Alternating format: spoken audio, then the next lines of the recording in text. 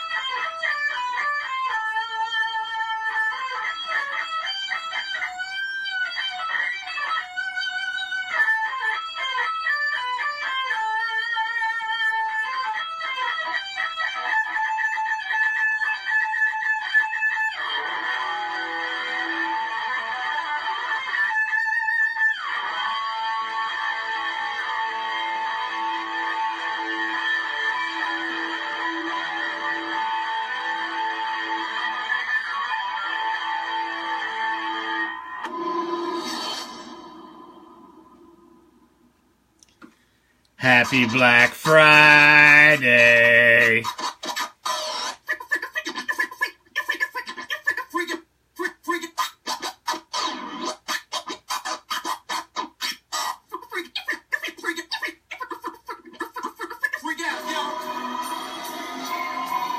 It's another beautiful day to be a Raider, draped in the silver and black. I represent the shield. I represent the swords. It's that time of night again, Raider Nation. And you come back. Why? Because it's time. It's time to bring the...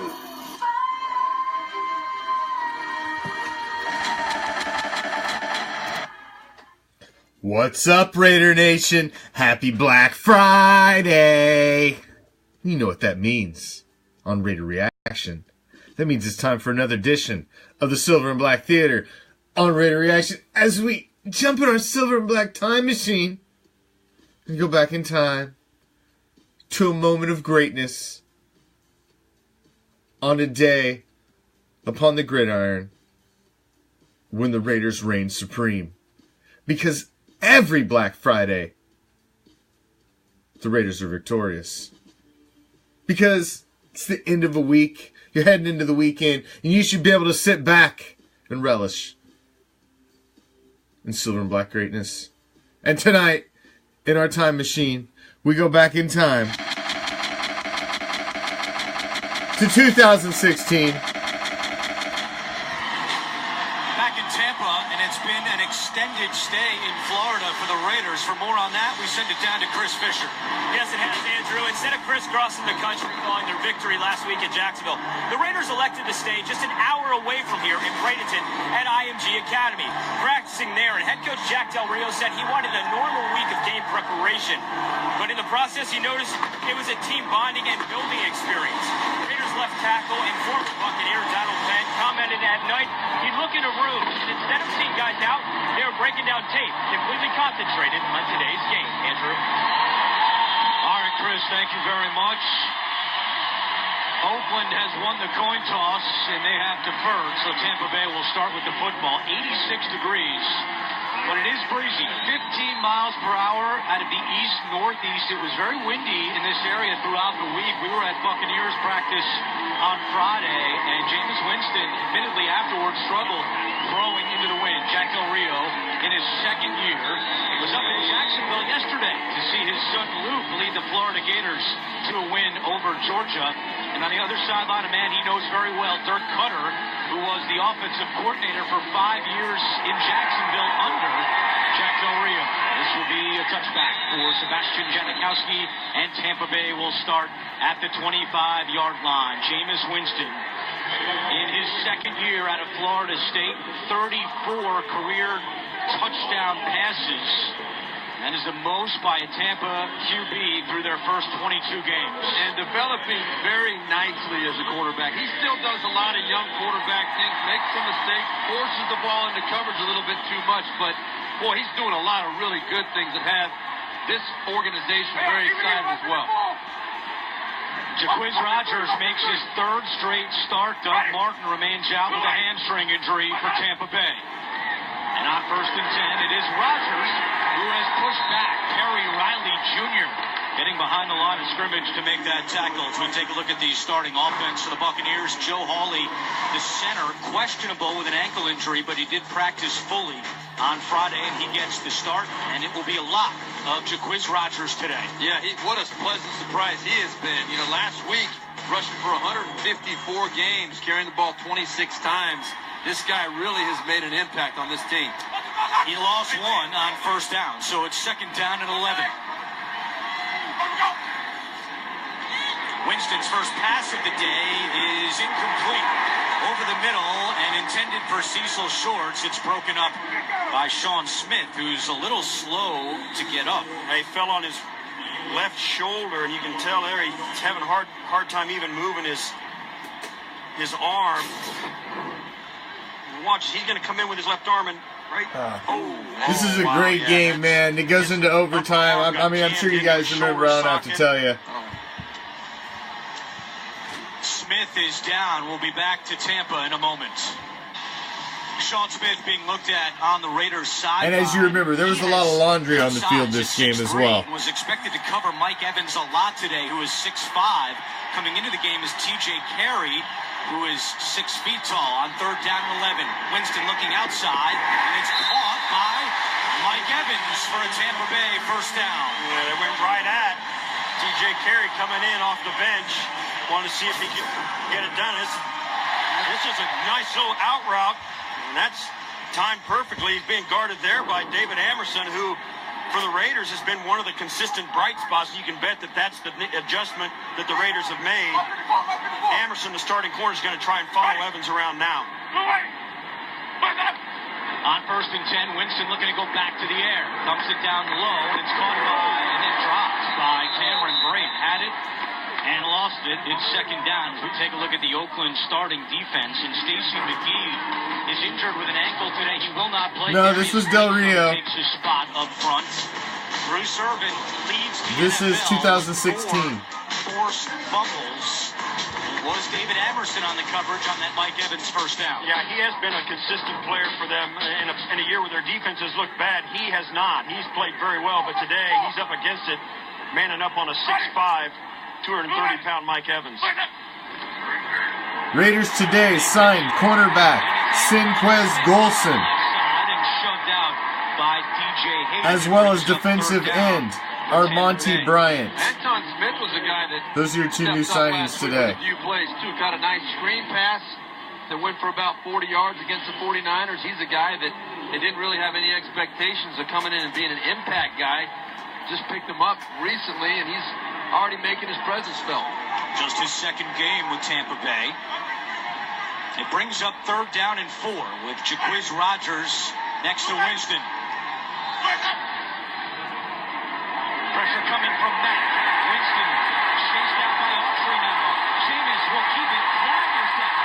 Winston into Oakland territory inside the 40-yard line, but we do have our first penalty of the day. Holding offense number 76. 2-yard penalty, 3rd down. The referee today, Terry McCauley. If you want any info on them, T-Courts, go look on the page. I post, there's obviously there's the snapshots of them when they were signed, and then there's a story on each one of them too also on there, if you want any extra info on them. Smith just put the old bear hug on Khalil Mack. The officials saw it was an easy call. Khalil Mack, you talk about stats, and he has had 3 sacks in the last 4 games, but there's a lot of ways to measure impact when you're watching a football game. Right there, getting that left tackle, Donovan Smith, on his heels. Wipes out a 19-yard run. 3rd and 14. Winston again on the run, and he's just going to Go. And he's down at the 34-yard line.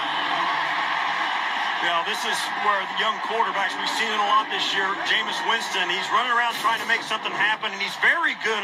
The thing you like about him, look at his eyes. He never takes them off. He's going to run if he needs to, but he buys time. The problem is, sooner or later, you're going to cough that ball up. You got to tuck it away, and it's very dangerous to be running around like that with all those guys chasing you. That ball. So I don't know if you've seen today. There was a wide study done, all from NFL fans across the country. An unscientific, anonymous poll, and the worst uniforms in the NFL will go to the Tampa Bay Buccaneers. They were worst. 32 out of 32. NFL fans ripped their jerseys.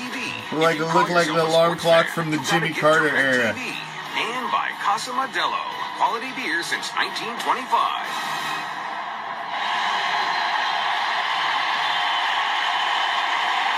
Back in Tampa.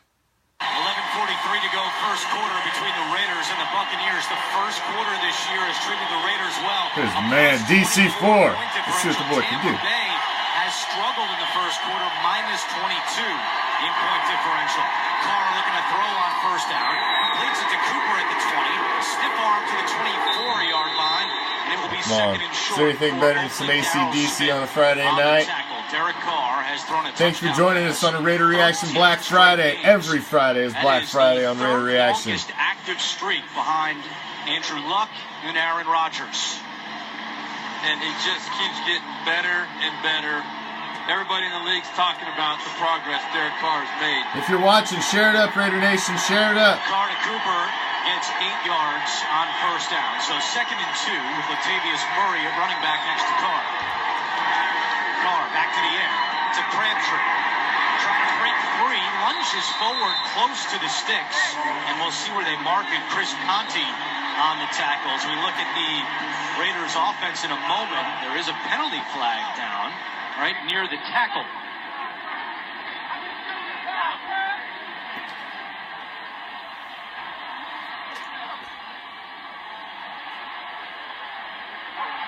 Unsportsmanlike conduct, taunting, offense number 15. The foul called after the play, the down count, half the distance to the goal. That is number 15's first foul that can lead for disqualification. So Michael Crabtree called for the penalty on what was a 1-yard Stuck it right in his face. That's a good call. Yeah, Conti held on a little too long to his hand, to his foot, and Crabtree didn't like it and stuffed the ball in his face, and that's a penalty, and it's an easy call. One of the things we spoke about in the open is the Raiders are the most penalized team in the league. Those are easy to avoid. You can't put yourself in a hole like that. It just comes back to haunt you later on. That's a huge mistake on a down where the Raiders had a 3rd and very short. Now it's 3rd and 13.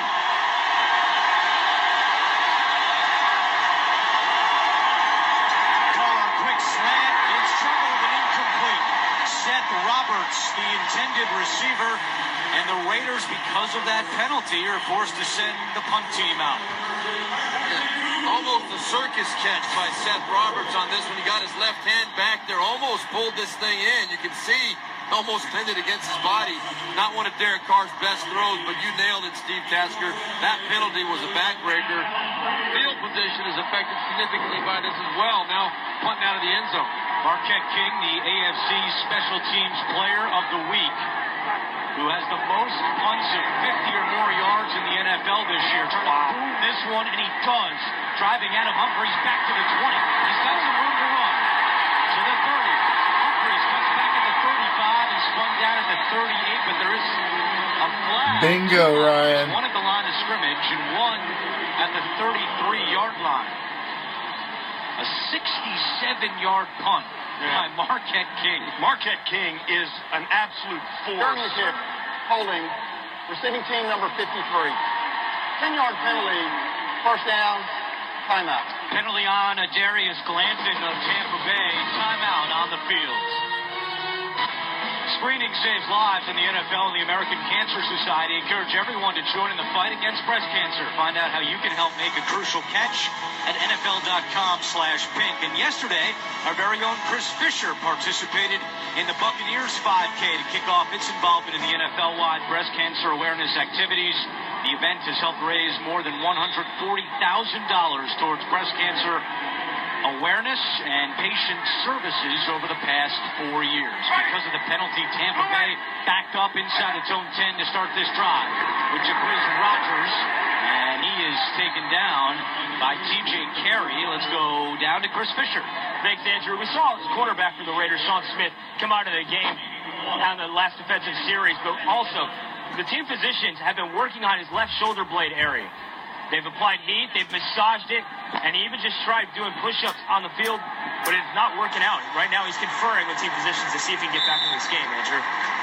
All right, Chris, we'll keep an eye on that. It was Rodgers again on second down. Tackle made by Danico Autry. So another third down situation for the Tampa Bay Buccaneers. And one of the things that the Raiders have been very good defensively this year is that third down situation. But that injury to Sean Smith is significant. Steve Tasker and I both looked at each other with the way he fell on that left arm. We both felt that that's going to be something tough to come back from, especially for a corner who's wrestling with those receivers so much on the outside. 3rd and 3. Winston looking for Evans again. Goes up and makes the catch. Mike Evans with an 18-yard pickup. First down, Tampa Bay. He made the catch over David Amerson. Well, this is the second third down situation. The Raiders have decided to go man up on Mike Evans, and at some point they're going to realize, what a luxury to have a 6'5" wide receiver that can get up and get that ball. Jameis Winston not even afraid of David Amerson get up there to make a play on that thing. Super job by Jameis Winston and Mike Evans. It's another point where they could miss Sean Smith because of his height. He's 6'3", and Sean Smith, we're told, is now going into the Raiders locker room. 1st and 10. Winston in trouble, chased by Mack, and just throws this one away. What's up, Brandon? What's up, Lines? What's up, Raider Ortiz? What's up, everybody? Thank you for joining us on a Raider Reaction Black Friday in the Silver and Black Theater 2016. Raiders at Buccaneers. Amerson's having a hard time keeping up with him. Evans is just so big. You see there the double move, and that's a hold. You can't let Amerson didn't want to let him get up the sidelines, and the officials saw it. This is going to be an issue that's going to be ongoing through this football game. It's Rodgers up the middle to the 45. Still going, pushing those legs forward to the 49-yard line. Jaquiz Rogers. What's up, Brian? Really cool design in this play. Watch how Jameis Winston fakes a pass out to the outside, and then that draws a little bit of separation. That Raiders defense expands a little bit, and that gives Jaquiz Rogers the seam right up on the inside. A nice pickup on first down. That's great block by Stalker, the tight end, down inside on the hesitation. Great design. We met with Rodgers on Friday. He said, I'd much rather run between the tackles than go outside. He loves contact. He gets it again here and cuts it back for a first down. Jaquiz Rogers into open territory, a gain of 12. Carl Joseph on the tackle. Excuse me, Andrew. One of the things about a back who is only 5'6", we said 5'6", he said no, 5'7". They are really powerful. A guy he weighs over 200 pounds, he can jump cut, and he's hard to find in all that traffic. No huddle for Tampa Bay. Back on the ground with Rodgers trying the left side, and the Raiders do a good job to slow down Rodgers on that first down play. Man, I want some homemade strawberry shortcake. Turnaround the last couple of weeks. That sounds good as hell. Credit to Dirk Cutter committing to the run first 4 games, they were throwing it a lot. This was a great win, Brian. I was in the I had the entire family actually in this game. We were in the 8th row in the end zone with the pirate ship, surrounded by Succaneers, getting harassed the whole game. It was great. We were actually in the celebration at the end of the game when Seth Roberts scores in the end zone. My son gets his hat autographed. Man, it's probably his greatest Raider moment at 11. Second down. Thus far. Johnny Holton signed his hat. Johnny Holton jumped in the end zone right after Roberts scored, and it was pandemonium. They've all coached together. Bucks fans were pissed, leaving in droves. For a bunch of years, the defensive coordinator for the Bucks. The chants of Raiders echoes. And we took the fucking pirate shit. Evans at the bottom of your screen matched up with Amerson again on 2nd and 13. Winston screen pass to Smith at the 40. Smith still on his feet across the 35-yard line. Because on these road NFC teams, you realize that they only play at the home site. So the Raiders will only play in Tampa once every 8 years. So they won't play again here for freaking years, you know. They're not until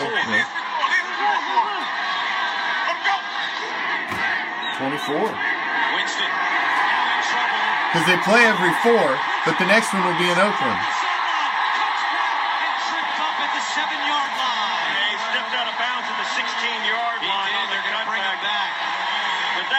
Great job by Winston. Once again, keeping his eyes down the field. See, George, you are deep behind the enemy line as well, my brother. Adam Humphries, you see right there, stepped out of bounds. The official called it.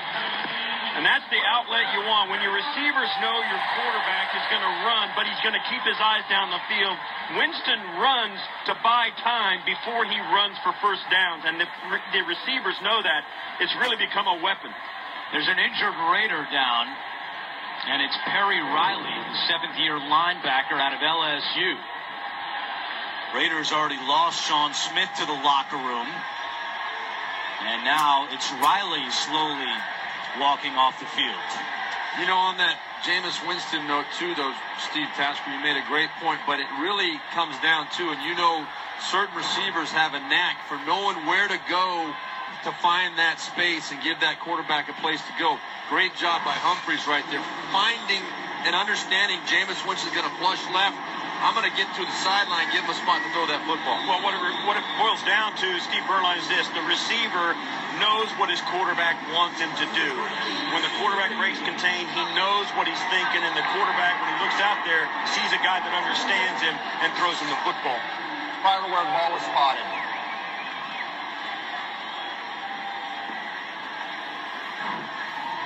They have challenged this spot. I can tell you one thing. That glare you see on his helmet does not justify how goddamn fucking hot it is inside of that stadium in the full-on Florida sun. You see, there are no clouds in that sky. It was so goddamn hot that day. It says 86 degrees. 86 degrees my ass. 86 degrees in a hot, full-on Florida sun is not 86 degrees. After review, the ruling on the field is confirmed. The runner stepped out at the 16-yard line. It was so goddamn hot that day. Charged with their first timeout. That's a really curious decision by Jack Del Rio. That might be very curious. Yeah, I really don't understand the purpose of the challenge. And Jack Del Rio, a friend of mine, former teammate of mine, he's been pretty good in general. I think his record is pretty good with challenges over the years. But right there, I do not know the purpose of it. Whether they spotted it at the 15 or the 17, it was a first down for Tampa Bay. Kind of irrelevant. Now 2 for 4 on challenges this year. 1st and 10. It's Rodgers up the middle. And Rodgers gets a yard. Tampa Bay's red zone touchdown percentage this year. Which is exactly why you see the Bucks are wearing their white unis. Because the Bucks don't even want to play in their dark home uniforms when the weather's like this. I'm telling you, it was miserable hot that day. There were people falling out from heat exhaustion in the stands. It was miserable hot that day. Goes down! Jameis. Meet the Mac Daddy. And Mac now has a sack in 3 straight games. Bruce Irvin right here at the bottom of your screen, and he gets in the exact same time Mac does, just a half second later. Both end edge rushers were right in Winston's lap right there. Mac gets him around the top. Bruce Irvin from the other side. And there's no explanation for it other than the fact that when the Raiders defense gets down to their yes, sir, Mr. really Mike. Good. 3rd and 15. Winston has time. Dumps it down to the tight end. Stocker, his first catch of the year, but nothing doing as Malcolm Smith is right there, and out comes the field goal unit for Tampa Bay. Yeah, it's really strange because the Raiders just seem to almost back up defensively all the way down until they get their backs to their 20-yard line, and then all of a sudden they turn into a pretty nasty bunch. Their pass rush is better, their coverage is better, and once again they force their opponent into a field goal attempt. Here's the rookie, Roberto Aguayo, who has missed 5 field goals this year. This is from 41 yards.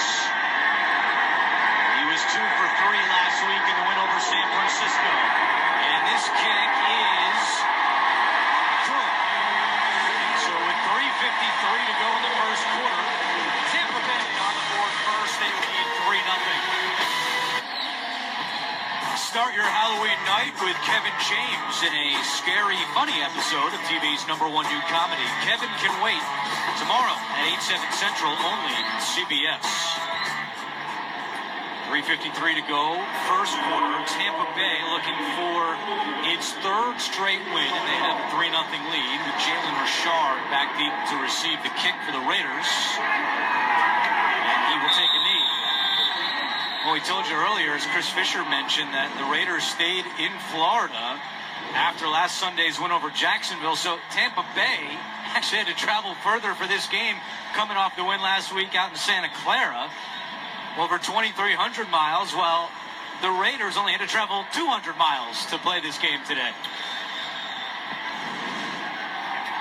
Raiders have played a lot on the East Coast. They put a lot more miles on the odometer, I think, than the Bucks have all season. Second most miles in the NFL this year for the Raiders, behind the Rams. And on first down, it's DeAndre Washington with the carry. Just the second drive for Oakland after the first one stalled. I'm telling you, Jason, it was insane hot, man. These folks have no idea. Oh my God. Derek Carr tied for 6th in the NFL. It was with so hot 13 this day. touchdown passes on the We were in season. the 8th row. I mean, right behind the They continue to rave about if you're looking at it, which would have been the right side goalpost. We're in the 8th row, directly behind the right leg of the goalpost. spinning his way across the 40 and flags It was come so late. friggin' hot. Richard's carries have been limited the last 2 games. He's only carried it 5 times, and this one appears to be coming back. What's up, Raider? It's Stephanie. What's up, David? What's up, everybody, new and old? Our band of pirates. Thank you for joining us on a Raider Reaction Black Friday. We go back to New York, an NFL Today update with JP and Bart Scott. All right, The here's Silver and Black Theater. with the ending As we 54 soccer jump in our crowd Silver and Black right time here. machine, going back to 2016. The Raider Nation invasion. They were in Jacksonville the week before. Whooped that ass. Then headed on down the way. Back-to-back ties for the first time since Stop off in 97, Tampa back to break it off from the Bucks before heading back. All right, guys, thank you very much. Second straight week we've had a tie. If you're watching, share it up. Following the penalty, it's second Share it up. Get it out there. We're gonna have one-on-one Let's coverage have on some more both Raider sides. Nation join us to watch a great victory from 2016. Carr looking for Cooper. Now comes back the other way to Rivera. He's got it for a first down. The tight end, Michael Rivera, picks up 26 That was pretty. McDougal down Whatever the the hell ever happened to Michael Rivera, man? He's like Clive Walford, just never panned out. But watch how Derek Carr forces his vision this way to the left. That holds the safety in the middle of the field and moves him that way. You see that 2 steps. The safety took to the right-hand side. That allowed the seam in a nice spot for Derek Carr to put that football right in there. Rivera only had 30 yards receiving the entire season. He gets 27 on that play. Moves over up to the 44-yard line, 1st and 10. Latavius Murray. Well, of course. He's been at the line of scrimmage. Levante David comes up to make that tackle. Yes, it is. This is the game we set the record with the Bucks for total penalties. Instant updates, expert There were analysis, flags all highlights, over the and field, more. man. Download the CBS Sports app today. I tell you what, a game like this, when there's so many goddamn penalties, when you're there watching it live and you're not watching it at home and have the abilities of commentators telling you what's going on and you see the flag on the ground, you're constantly cheering. It seemed like every other goddamn play, they were turning around and going backwards. You're like, Second down and 9. what? You couldn't even keep up with what was going on. It was hard to. Earlier this week, Dirk Cutter. It was a rough game to be at with all the penalties, but it was a very exciting game. I know I threw it out there, but he said we need their help. We don't want you selling your tickets to Raiders fans, and he said that we really need to create a home field advantage. It's been lacking. It's been pretty loud here in this first quarter. Yeah, he's right to say what he did. He's not afraid or apologizing for it whatsoever. He's basically saying that the fans have to do their part too. They deserve a winning team. We have to step up and win games, but it helps us to have them there. 3rd and long. Carr, pressure coming. Ball is out. And Tampa Bay has recovered. It even pisses you off when you're watching it on the replay. Falls on the loose football. Well, And the Raiders turn it over. Excuse me, Andrew. This is a team in the Raiders that doesn't turn it over, and they don't let pressure get to Derek Carr. In this case, both those things go awry. You see, off the edge comes Noah Spence and just gets to him. Comes right in around, doesn't really hit the ball, hits the elbow, and that's a fumble. But that was directly related to the noise, though, and we were just talking about it. It was very loud in here on that play, and Derek Carr, I think, a little bit disoriented, didn't feel the pressure coming from Noah Spence. Yeah, and one of the things, too, he pulled that football down. He didn't like what he saw right at the first instant, started to double clutch it and then release it. He just didn't have time to do it. Austin Howard giving up the edge rush to Spence, and it forced the turnover. Second lost fumble this year for Derek Carr. And Tampa Bay with good field position to start this drive, but to Chris Rogers going the wrong way, thanks to Bruce Irvin.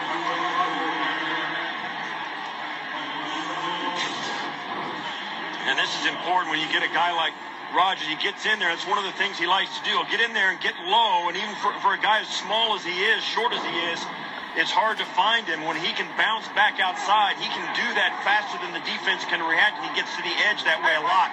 Bruce Irvin did a good, nice job there, holding discipline and keeping the edge. 2nd and 12. Winston over the middle, and it's caught by the tight end Cameron Brate.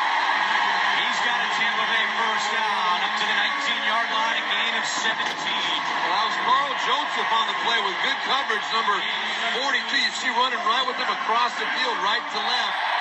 That ball just thrown right on time, right on the money by Jameis Winston. Carl Joseph in excellent position, the rookie first-round draft choice out of West Virginia. He really wanted to make that play, felt he should have. 7 seconds left in the first quarter. See if Tampa Bay snaps there, if we go to the second. Already 5 plays of 10-plus yards for the Bucs, and Winston does take the snap, and now they're saying he didn't get it off in time. That is the end of the first quarter. Tampa Bay driving and leading 3-0. We'll return to Tampa after these messages. You are watching the NFL on CBS.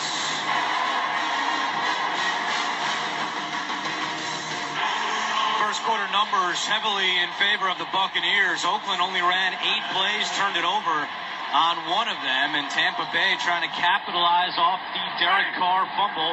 They have it at the 19-yard line, 1st and 10. Play action, Winston on the move, looking deep, and it is caught for a touchdown by Russell Shepard.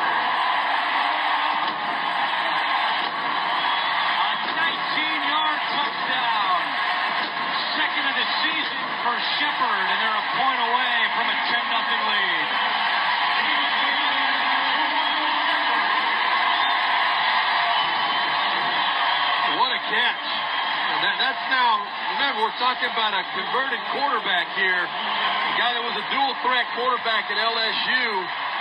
They caught the perfect coverage.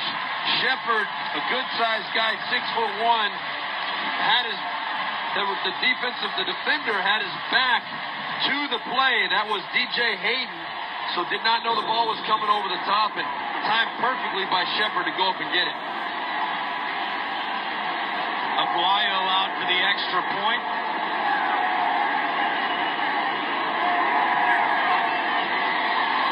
And the kick is good. So off the turnover, Tampa Bay is able to put 7 on the board. 36% of their points this year have come off turnovers.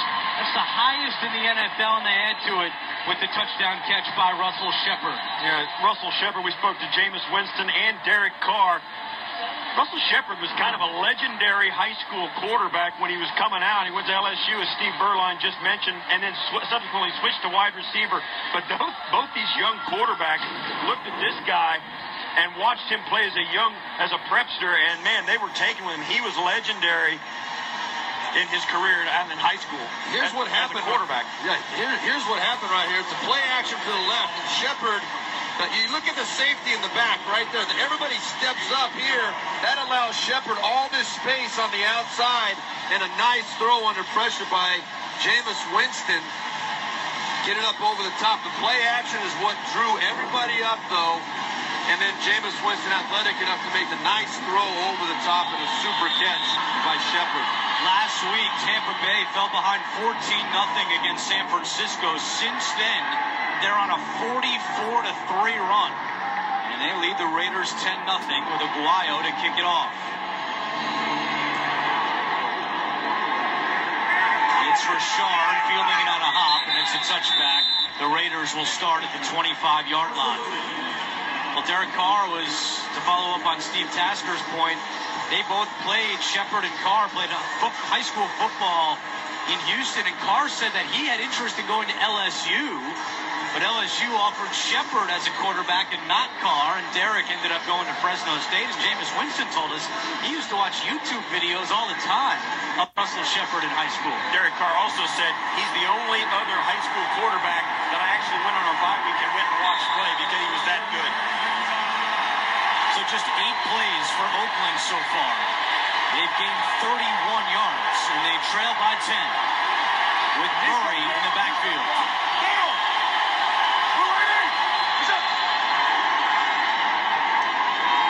Murray across the 25 and plows his way up to the 29-yard line. Gerald McCoy makes the tackle. Well, that's what we need to see, I think, if you're looking at what the Raiders are doing offensively. Latavius Murray, I believe, is an underused running back. One of the most productive guys in the NFL. When he's playing for the Raiders, this Raiders team is a different ball club. They score 6 more points a game. They rush almost twice as much per game with Latavius Murray out there. It just changes the whole look of this offense from a defensive perspective. Second and 6, back-to-back carries from Murray, and he's tripped up right at the line of scrimmage. And one of the things about this Raider team, you talk to teams who face them, this offensive line is big. They are absolutely enormous. Now, they're not that athletic. They don't run real well, but they pass protect really good, and they get a good push up inside. They don't run much wide with offensive linemen pulling out in front, but when they get up inside and get on guys, they're a load to stop. This Tampa Bay front doing a nice job of it here in the second quarter. Tampa Bay has the second best third down defense in the NFL. Only Miami is better. On third down, they run it. And it's Richard off to the races. First down yardage for Oakland. A 20-yard pickup for Jalen Richard. Yeah, this is a nice play. Carr switched to this and put Richard to his right. And this is just pops right over. I'll tell you what, it takes a lot of confidence as a quarterback to switch off on a third and long to a run play, thinking you're going to pick it up. It's simple math, though. You count the number of defenders they've got in the box between the tackles. If they don't have enough bodies in there, you run it up in there. Great job by Derek Carr.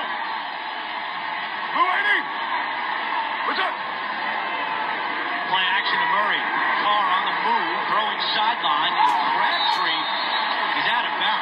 Winston made the catch. He's got great hands, but Vernon Hargraves on the coverage, and it's 2nd and 10. Yeah, it doesn't matter that Hargraves pushed him out of bounds. They took that rule out a few years ago. Crabtree's right foot's going to come down right on the line. It's one of the things that Crabtree has really given the Raiders. He makes really tough catches consistently. And that's why Carr loves throwing it up there to him. He comes down with it a lot, does it in the red zone, does it in third and short. In that case, Hargraves does a nice job defensively. Carr, quick pass to Cooper. And Cooper is tackled at the 47-yard line. Another 3rd down situation coming up for the Raiders. I.J. Barima made the tackle for the Tampa defense. We asked Derek Carr yesterday about this Tampa defense, and the first guy he mentioned was I.J. Barima. We were a bit surprised, but he said looking at his film study, he's a great tackler. And he made the tackle on Amari Cooper there to bring up 3rd and 6. He didn't want to try and pronounce his name. He just called him by number. He said, we'll let you guys try and figure that out.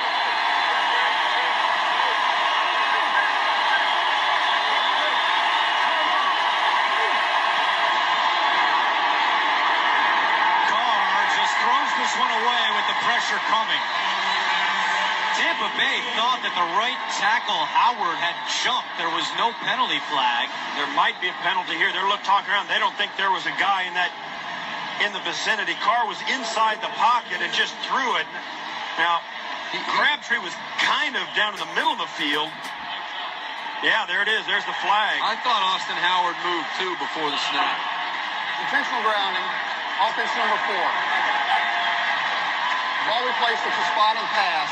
Loss of down, 4th down. Yeah, there's no doubt Derek Carr just threw that ball. There's nobody out there. Watch the right there. You can see on the right-hand side, Howard moved early, but there's Derek Carr felt the pressure. It was a complete screw-up in assignment by the Raiders. That whole play was a disaster from start to finish. And as a quarterback in the pocket between the 2 tackles, you can't just throw it. Yes, that's a case where the Raiders wish they'd have gotten the false start. Right.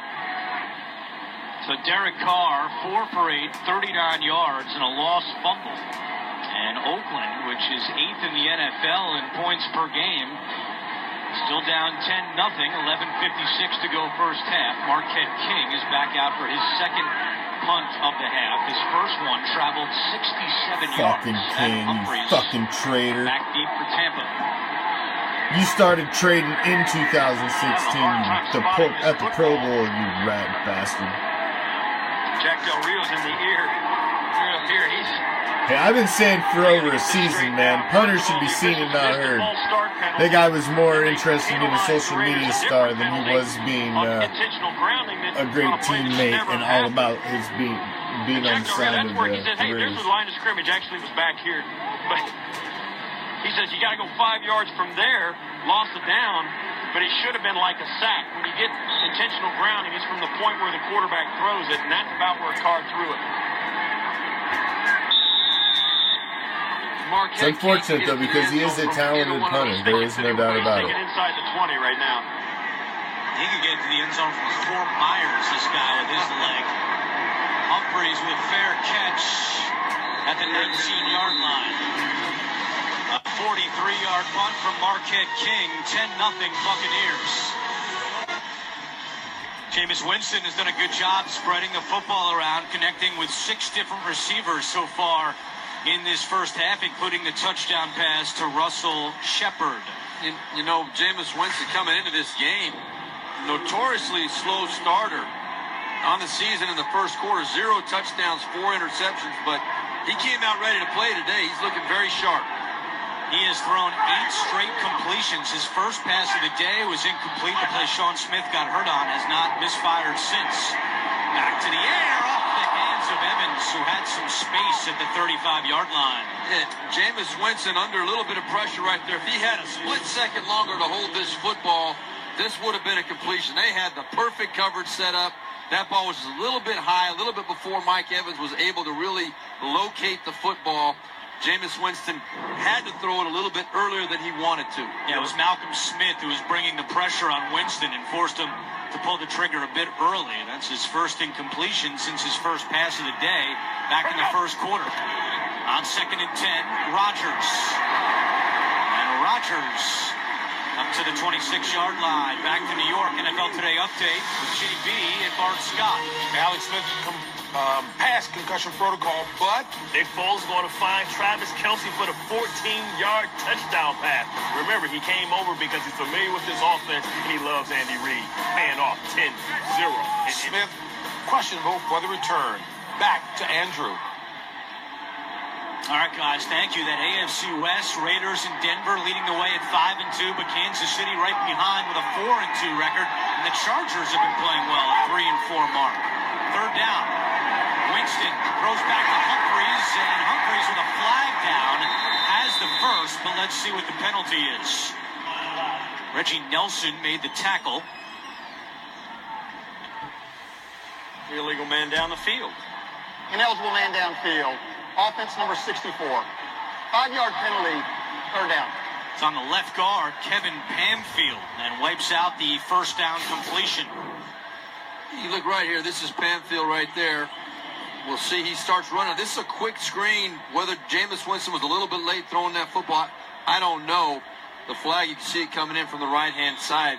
Interesting stat, though. Adam Humphries, of his 22 receptions on the season, 10 of them have been behind the line of scrimmage. They throw a lot of those screen passes to him, try and get those big boys out in front of him running. And he averages 8 yards after the catch. Winston, incomplete. Again, a bit high for the 6'5" Mike Evans. And the Raiders defense comes up with a big stop. They force a punt. And that was an example, I think, of Jameis Winston. One thing that Ken Norton, defensive coordinator for the Raiders, and Jack Del Rio, head coach, told us, Jameis Winston definitely locks in. And I'm sure that's what Dirk Cutter's telling him right now. You can't force it into Mike Evans. That could have been a bad play. A lot of black jerseys around there. Go through your reads. Go to the check down. First 3 and out today by the Tampa Bay offense. And this is Rashard from his own 30. Dances his way across the 35, and now a flag comes in from behind as Rashard is tackled at the 38-yard line. A 49-yard boot from Brian Anger. Holding, receiving team number 25. 10-yard penalty, 1st down, timeout. Funny man line. Penalty against the Raiders. It goes on DJ Hayden. The NFL on CBS is sponsored by Honda. Great deals are waiting for you at your local Honda dealer. Verizon. Welcome to Verizon LTE Advanced, the next-gen network. And by Domino's. Order online at Domino's.com. Beautiful, breezy day in Tampa, and the Raiders have not gotten their offense going. 55 total yards and now 51 penalty yards after the special teams penalty against DJ Hayden. 1st and 10 for Carr in the offense from the 28-yard line. Looking to throw on 1st down. That's a wide open Olawale down the sideline. Olawale still going, and finally dragged down inside the 5.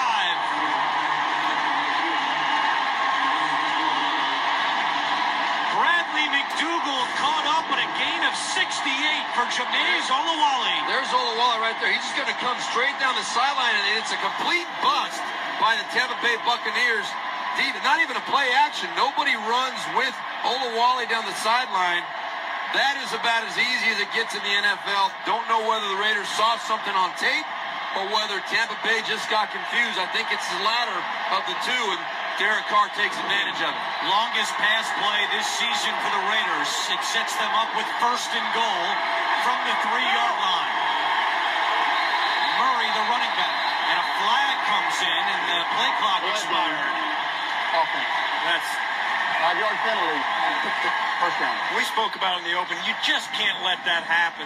The Raiders have really, they've got a lot of penalties. Coming into this weekend, they were the #1 penalized team in the league, and it hasn't stopped. And they're all self-inflicted. But that and Derek Carr very frustrated with the sideline saying get the play in quicker. But Derek Carr, he's that 25-second clock or 40 seconds right under the goalpost. He's got to know the ball at the 1 yard line. You got to take a timeout right there. So they move the ball back to the 8. Again, Murray, the running back, on 1st and goal. 35 straight red zone drives for the Raiders with points. Longest streak in the NFL right now. Murray makes the catch in the backfield. He's tackled at the line of scrimmage. Levante David, William Golston on the stop. I have to go back to that, Andrew. We'll look at a replay here. Nice job running to the flag. I agree as well, Lines. There's a big difference between a guy who is bred to be a defensive coordinator and a defensive player who's trying to coordinate a defense. It's a big difference. Where you as a quarterback have got to take the timeout. Keep an eye on Crabtree. He's at the top of your screen. 4 red zone touchdowns this year. Second most in the NFL behind Jordy Nelson of Green Bay. Carr looking for Crabtree. And Crabtree's got it, but he pushed off. And this is going to be offensive pass interference. Yeah, Crabtree said it. You could tell immediately. He knew he did. Offense number 15. 10-yard penalty. Second down. Yeah, he came out, and as soon as he caught it, he saw the flag come out, working right there. And yeah, No, we still got issues with that damn package. I gotta send him pictures because we gotta get an investigation going. I gotta go through all the things so I can make sure remember exactly which items were all his. It was the plaque, and I gotta remember which all cards were his. I got pictures of all the stuff. Just sucks. No doubt about it. Second penalty of the half on Crabtree for 22 yards, and now second and goal from the 19-yard line.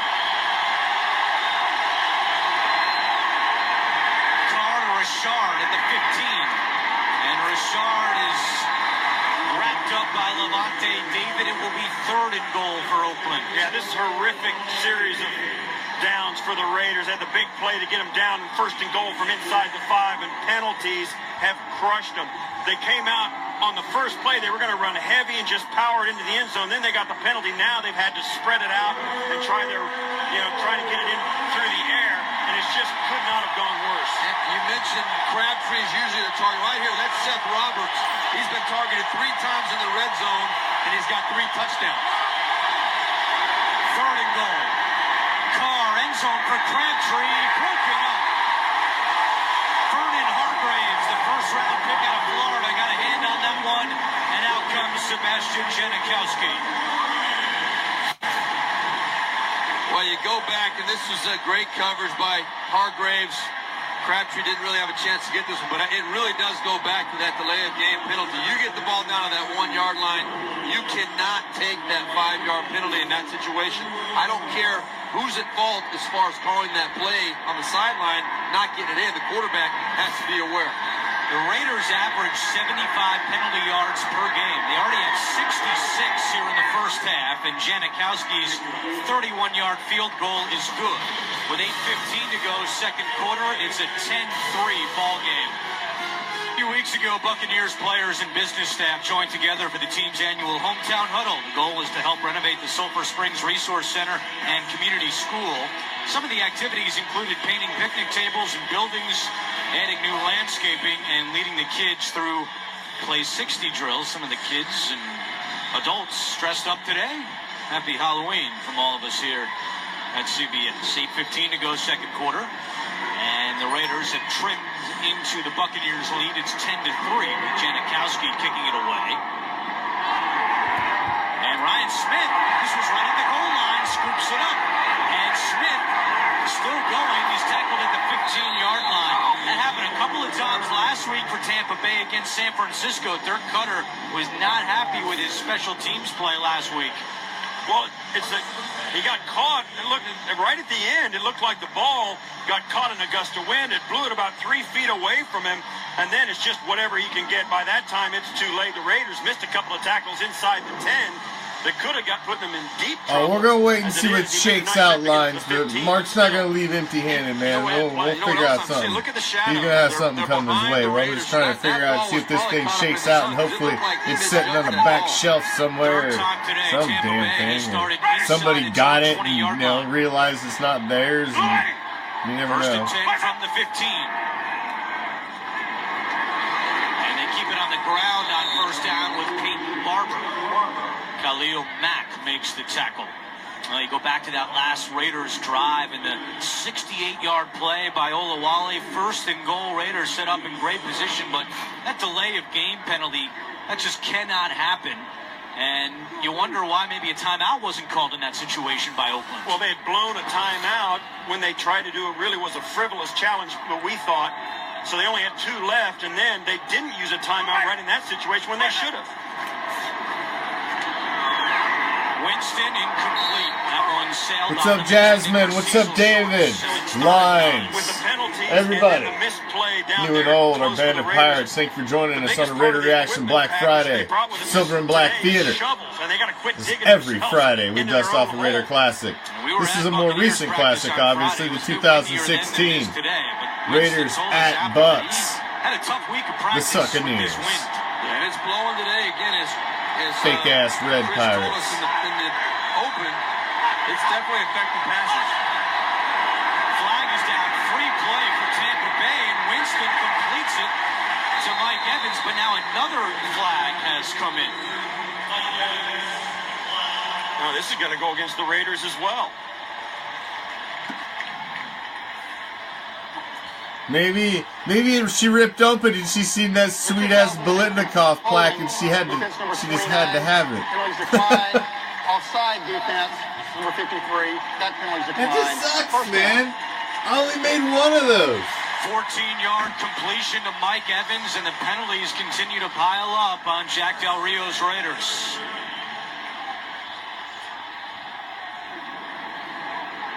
First and 10 from the 30-yard line. Jameis Winston, 9 of 13 for 105 yards and a touchdown.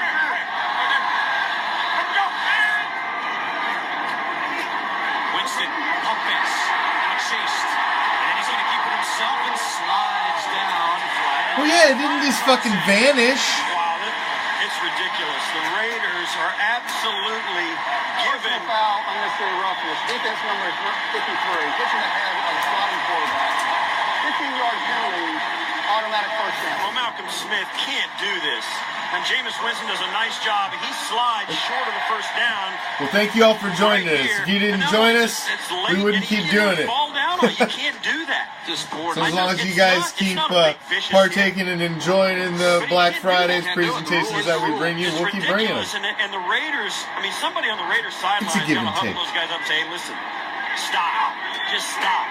And to this point, that's been the story of the game for the Raiders. It's been them inflicting success on the Buccaneers. Winston to Humphries, and he is stuck by DJ Hayden. Steve Berlon mentioned that close to half of Humphries' catches this year come behind the line of scrimmage. That was another one, but DJ Hayden was well aware. And DJ Hayden sniffed it out. Good scouting report, good preparation on his part. Not afraid of Humphries running up the field in general and knowing the situation. Trying to get a good first down play. He sniffed it out, made a nice stop. Put him in a second 11 situation. You want to hear something, Mark Anthony? And this is why I told my wife, because I mailed all of them at the exact same time, and they were going to all different parts of the country, all of the raffle items that were won. Because last year, my son's birthday, the Commish Jr.'s birthday is in August. My mother had sent a box down from Iowa. To guys like Adam Humphries, so that he'll look at least the box didn't arrive, and she called me and said, "I'll be watching for a package for his birthday," and I watched for it. And it's like 2 weeks went by, and I realized I just called her, and I'm like, the package never came. It'll be fourth down for Tampa Bay. Cecil Short's not somehow carry whatsoever. It got sent. And boy, to lucky to get away with that one. The Tampa Bay somebody Buccaneers on the complete opposite coast. And it was at a transfer center, and it sat there for months. And so, it was like in January, he finally gets this package for his birthday. From August. Raiders deep here late in the second quarter. Will this one go into the end zone? With a friggin' generic letter that says, sorry. There is a flag back at the line of scrimmage.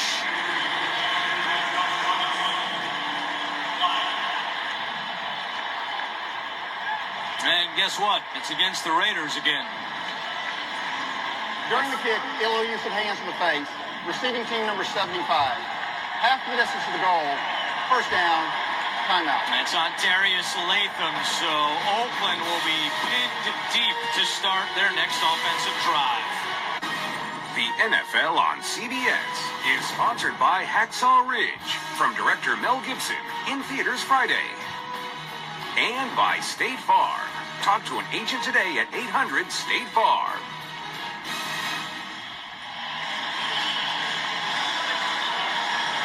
Oakland will start this drive inside the 1-yard line. 1st and 10 with 5:37 to go in the second quarter. Carr is out of the shotgun. Quick pass to Crabtree, gets out of the end zone. Crabtree breaks a tackle, cuts back, and has the first down. And that gives the Raiders some breathing room. And now this season, inside his own 10-yard line, Derek Carr is 7 for 7 passing. That's a great stat. I mean, that's the hardest place to play quarterback.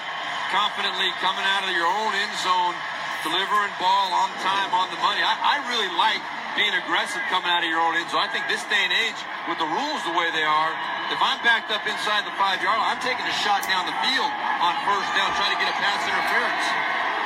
Inside 5 minutes to go in the first half. Raiders have 2 timeouts. They wasted one on a challenge. It's Murray. And Murray gets to the 24-yard line. Weekend continues later today on Fox, and then tonight with Sunday. I'll mark that on my calendar, David. Tune in tomorrow for Monday Night Football on ESPN. This year, the Raiders have 3 touchdown drives of at least 90 yards. Well, last year they had 4 the entire season. Well, this will be 99 and a half by the time, if they do convert a touchdown. This is, you don't see field position as bad as they had it to start this drive. DeAndre Washington at running back on 2nd and 4. He takes the handoff. Washington still on his feet. DeAndre Washington off to the races. D-Wash. Down at midfield. How did he find some room? Through traffic, a gain of 28. Well, he's another one of those really small running backs. We were talking about Jaquiz Rogers. The balance that these small guys have. Number one, as Steve Tasker pointed out, they hide behind the line. But you really have to wrap up and bring a smaller, stocky running back, take them to the ground because they're like little pinball. They just bounce off of you. If you don't wrap up and take them down, they're going to keep those legs going. They come out with a lot of big plays. 4 different Oakland player with at least 20 yards on a play today. That time it's DeAndre Washington. On 1st and 10, Latavius Murray. First to steam, still on his feet. And to the 43-yard line with 3:20 to go. Bradley McDougald on the tackle. You can feel a different sense of urgency from this Raider off. Now there's a late flag. And that just came very down. late. Against the Raiders. What? That was after the play. Illegal formation. Offense number 74 did not report as an eligible receiver and lined up on the end of the line. Oh, wow. Now they're just making up shit. 5-yard penalty, first down. Yeah, he does. It was like they got a fucking and you can checklist. see the signal that the Raiders are mimicking. Alexander, what you do is you put What's your up, hands, just do that Antonio? right there. Thanks What for he joining did us on was a Black official, and Friday. that's reporting. Right here, he's on the end of the line of scrimmage, so he has to report as an eligible receiver because he has an ineligible number. And the official did not see him give that motion, so they had to call the penalty. Wow. You got to make sure, as a player, you got to make sure the official acknowledges the gesture. You can't just do it and expect it to be good enough. It's on the rookie, Vidal Alexander. So first down and 15. 86 yards and penalties for the Raiders in the first half. Murray back to midfield. As we're 2:40 away from halftime, coming up on the Verizon Halftime Report, join JB, Tony, Mark, Boomer, and Coach Cower for all the latest NFL scores and highlights, as well as a preview of Thursday Night Football, which is on NFL Network this week. All coming up on the Verizon halftime report. Season high for the Raiders in penalties. They had 14 for 141 yards. That was week 1 in New Orleans. Today, in the first half, 10 penalties for 86 yards. Second down and 11 from midfield.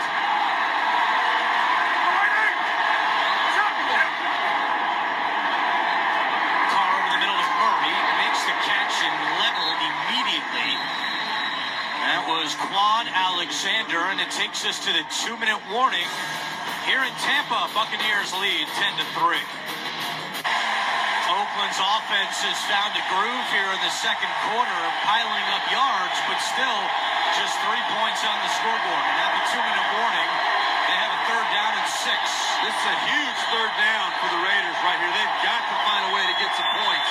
Just 1 for 5 on third downs.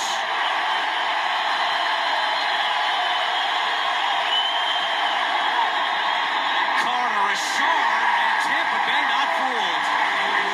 Robert Ayers, who missed the last 4 games with an ankle injury, makes the tackle, and it's 4th down. Well, the Raiders went back to a play they ran earlier with success. Only 6 guys in the box for the Buccaneers, and then they walked the safety down into the box. Bradley McDougal came in and got into the box and gave him that extra guy to fill the gap, and they were able to make that tackle. Great play by Ayers. They're happy to have him back. They knew he would make a difference, particularly in that portion of the game, not only with a pass rush, but being able to step into a run gap. They did a great job beating his block and coming off and making that tackle. So the Raiders now 1 for 6 on third downs. Here's Marquette King with Humphreys back deep for Tampa Bay. Lets this one bounce, and it takes a Raiders hop right to the 10-yard line. So Tampa with 3 timeouts, getting the ball back. 106. Cameraman's having problems there. Sorry about that. Coming up on the Verizon halftime report, join JB, Tony, Bart, Boomer, Coach Cower, all the latest NFL scores and highlights. Also a preview of Thursday Night Football on NFL Network. It's all coming up on the Verizon halftime report. All right. You're Dirk Cutter, 3 timeouts. You got the ball on your 12-yard line. How do you play it here with Jameis Winston in the offense? Well, I would expect that Dirk Cutter right here would come out with a screen pass or a draw play. That's the most common way that coaches start out 2-minute drives, especially backed up in their own end zone, and try to see if you can pop a nice play to get you in good position. They do run it on first down with Rodgers across the 15 to the 16-yard line. Jack Del Rio has 2 timeouts. Yeah, there's no reason for Tampa Bay to go into an offensive shell here. They got the lead. Hell, he's still got one coming. He's got credit for one. This is why you got Jameis Winston. This Which is are coming very, very offensive soon. spot where you want I'm going your over to pick quarterback up and the these weapons T-shirts actually to move this down the weekend. football field, and the Raiders haven't stopped them. No, they're using the time, using the clock. I like kind of what they're doing back here. Jack Del Rio will probably burn a timeout after this play to try and get Tampa Bay to punt. Another run with Rodgers. Let's see if Del Rio calls timeout here. I don't know. I think that's a resignation right there. I mean, you're just trying to get to halftime. Well, you're backed up in your own end zone. You got a young quarterback. I don't think you throw it in that situation at all. I think Dirk Cutter, everything he's doing right now, I believe is 100% right. Well, don't throw it, but I think you use the time in your timeouts. Try and get some first downs anyway. I mean, you got to do something. There's no reason to tuck your tail and run in at halftime. Try and get something to happen. I mean, if worse comes to worse, you punt it away. That is the half. The Raiders will receive the second half kickoff. This is the fewest points the Raiders have scored in the first half this year. They had 7 week 2 against Atlanta. Penalties, a big story, with Oakland being penalized 10 times for 86 yards in the first half. And let's go down to Chris Fisher. Thanks, Andrew. Jack, 10 penalties in the first half. Does it feel like self-inflicted wounds, or what do you tell your team? Oh, totally. Yeah, no, we really stopped ourselves offensively in each of these drives where we haven't scored. It's been a matter of self-inflicted penalties. So, yeah, we've got to clean that up, obviously, and got a lot of football in front of us. Thanks, Jack. Andrew? 10-3 Tampa Bay. We'll be back with the Verizon halftime report after this message and a word from your local station. You're watching the NFL on CBS.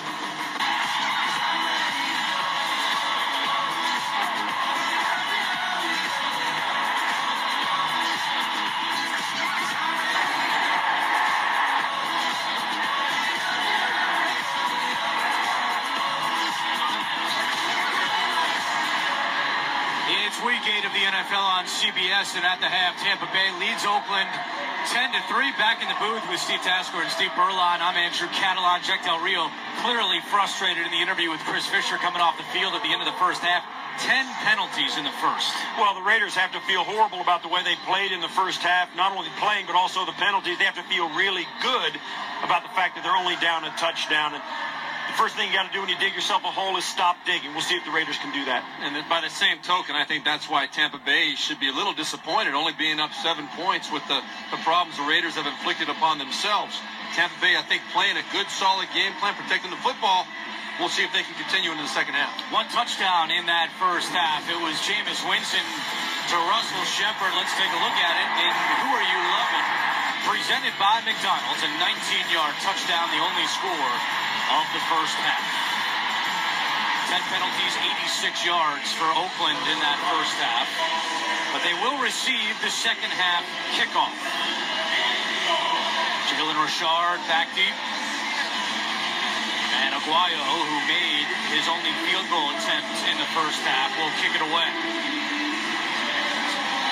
Oakland trying to go 5-0 on the road for the first time since 1977, when John Madden was the head coach. They'll start the second half at their own 25-yard line, and we start with a report from Chris Fisher.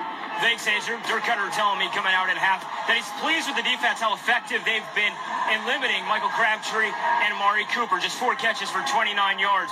While on the offensive side of the ball, he likes what Jameis Winston is doing by spreading the ball around. But they need to be more consistent in running it. And the win has definitely been a factor. He says if his wide receivers get their hands on it, they need to haul it in. Andrew? All right, Chris, thank you very much. Oakland has been penalized on every single one of its offensive drives so far in this game. On first down, Carr. Sidearm toss, complete to Clive Walford, but not much doing on that play. You know, it was Bradley McDougald on the stop. Sorry about that, Andrew. But when you look at what's going on with the Raiders, a nice play by McDougald here to make the tackle, but the Raiders always have notoriously been the most penalized team in the NFL. But when you look at Jack Del Rio's history, the head coach of the Raiders, during his tenure in Jacksonville, his team, the 8 years he was there, 03 to 11, they were the second least penalized team in football. It's a huge priority, and always has been, to Jack Del Rio. On 2nd and 9, Olawale on the carry, and he's met at the line of scrimmage. 3rd down and long for Oakland. Golston on the stop. Take a look at the first half numbers. Raiders had more total yards than Tampa Bay, but just 3 points, and clearly the penalty is a big story. Only 1 turnover in that first half. It was the Derek Carr fumble. Well, if you're losing penalty count by a long ways and you're turning it over, you're going to have a hard time winning games. The Raiders have a whole half to get it together. We'll see if they can. 3rd down and 9. They were 1 for 6 on 3rd downs in the first half. Carr has time. Sings one over the middle to Cooper. And Amari Cooper into Tampa Bay territory. A gain of 28. Well, this starts with the protection of Carr. He has a lot of time. Doesn't feel it. That's a nice double move by Amari Cooper. That's why the guys got all those catches. Hargraves having a hard time with that double move. And that's what a route by Amari Cooper, and Carr didn't look anywhere else. He was staring him down and gunned it in.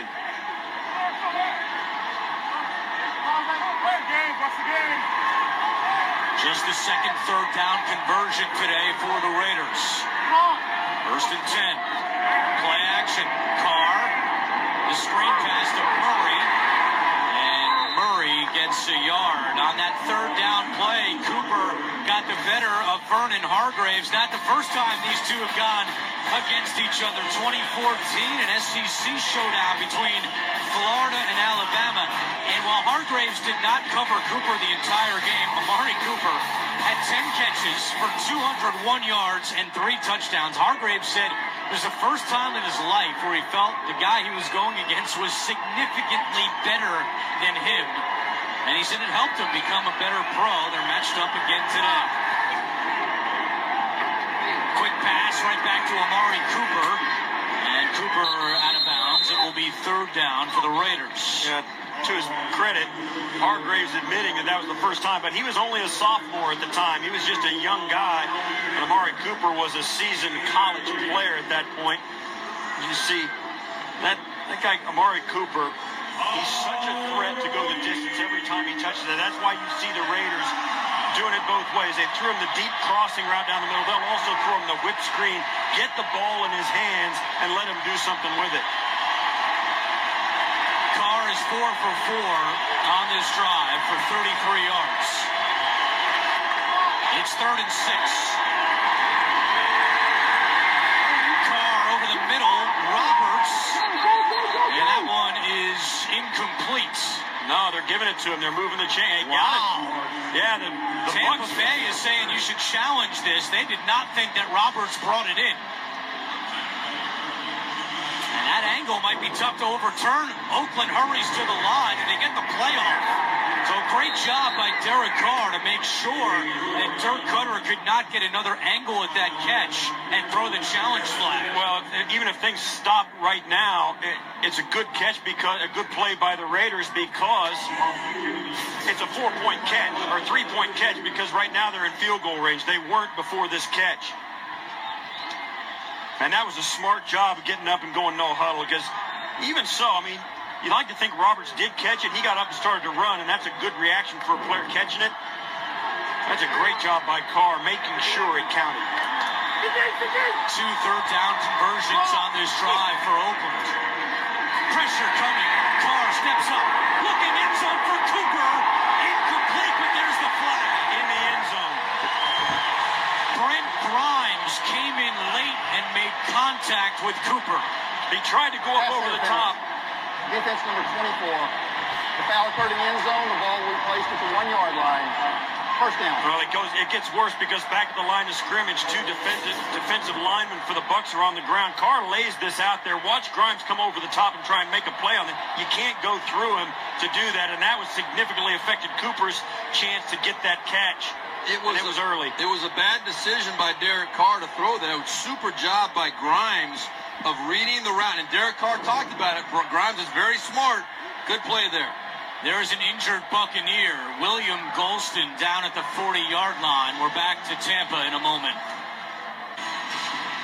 William Golston walked off under his own power, the 4th-year man out of Michigan State. The penalty brings the ball down to the 1-yard line. Second time this year, Brent Grimes has been called for pass interference. So watch this 1st and goal play from the sideline.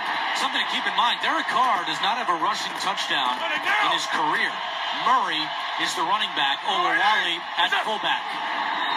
Play action. Carr on the move. Tosses it, and it's caught by Donald Penn, the former Buccaneer. His 4th career touchdown reception, and that feels extra special for the man who was cut by Tampa Bay after the 2013 season. He didn't even try to hide it during the week. He said, I'm not telling you this is just like every other game. This is important to me. He wanted to come back and play well against his former team. He never forgot. He had a good stretch here in Tampa Bay, and they released him. And now that he's become a Raider, he's actually playing some of the best football of his career. And right there, that has got to feel especially good. That's got to be some kind of record. 6 receptions he's had in his career, 4 touchdowns as a tackle in the NFL. You got to start him on your fantasy team next week. Donald Penn, he's a red zone threat. Hey, kudos to Jack Del Rio and Bill Musgrave, too, for deciding that one during the week. Extra special for the veteran Donald Penn, who spent 7 years with Tampa Bay. He ties the game at 10. The NFL on CBS is sponsored by Southwest. Yes to low fares with nothing to hide. That's transparency. McDonald's. I'm loving it. And by the all-new Chrysler Pacifica, imported from Detroit.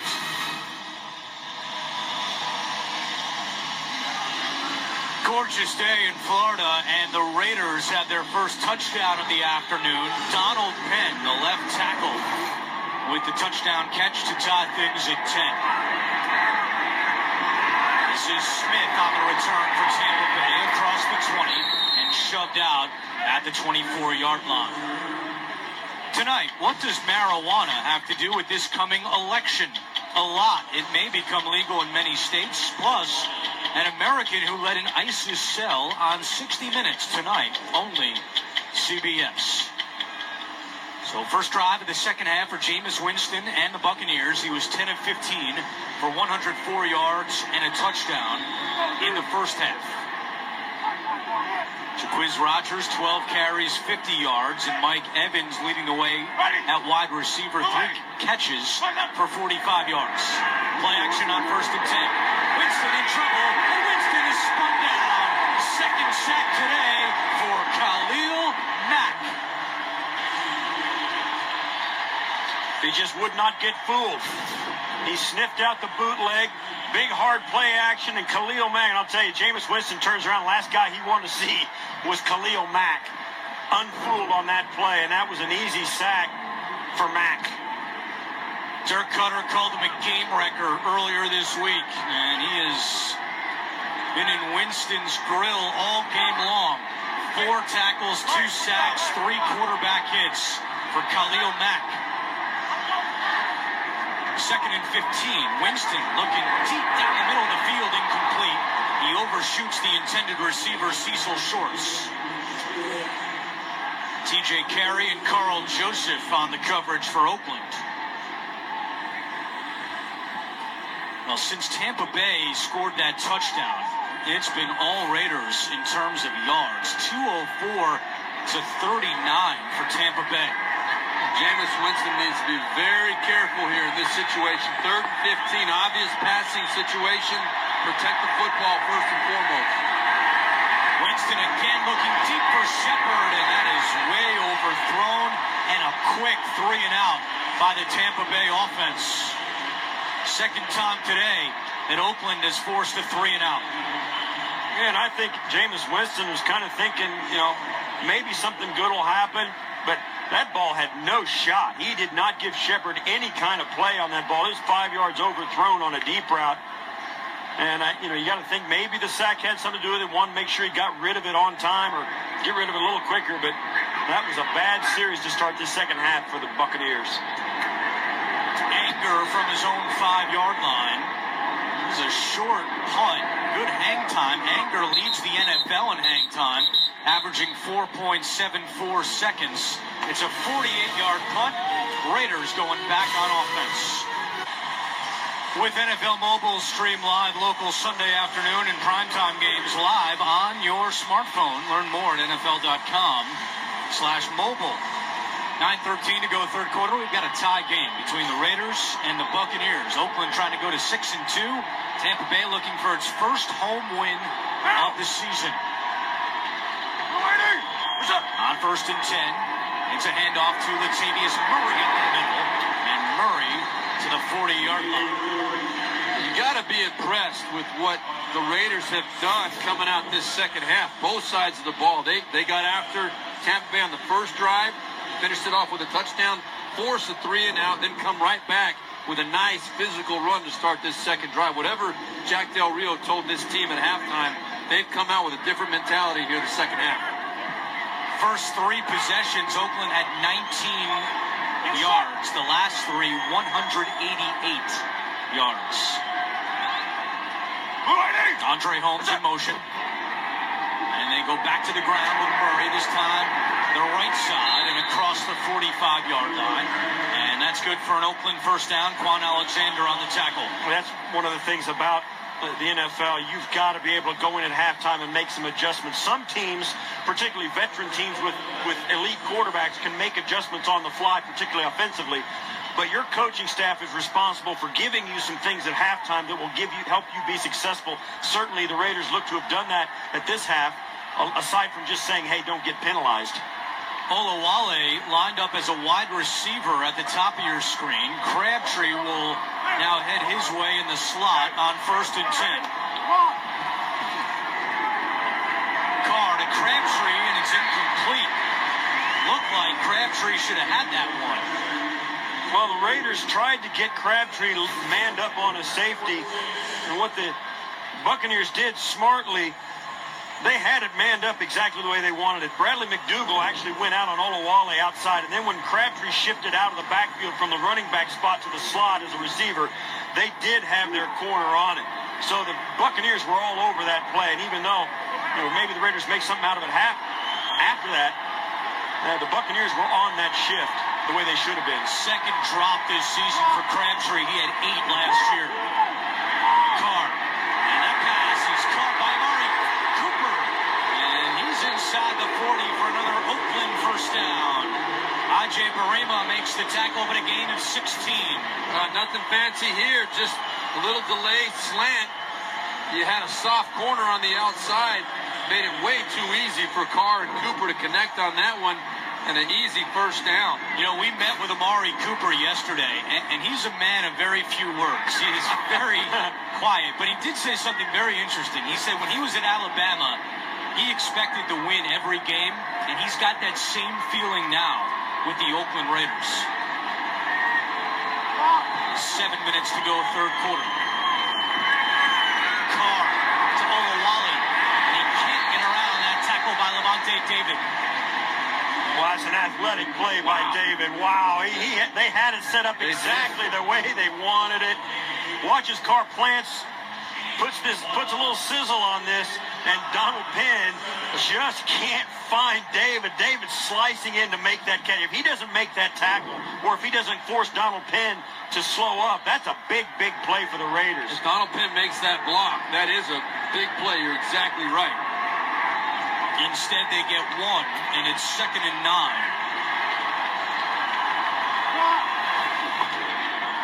Give to Washington. And Washington picks up a couple of yards. Third down for Oakland.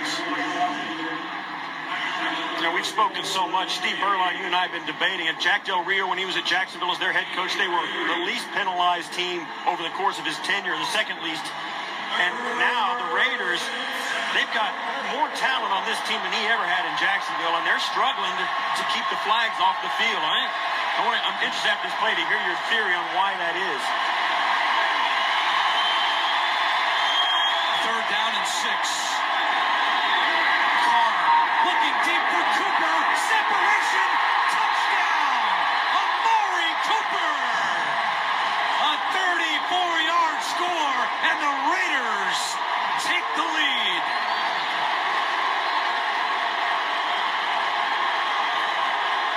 Well, Derek Carr can make every throw in the book. Right here, the trust that he has in Amari Cooper.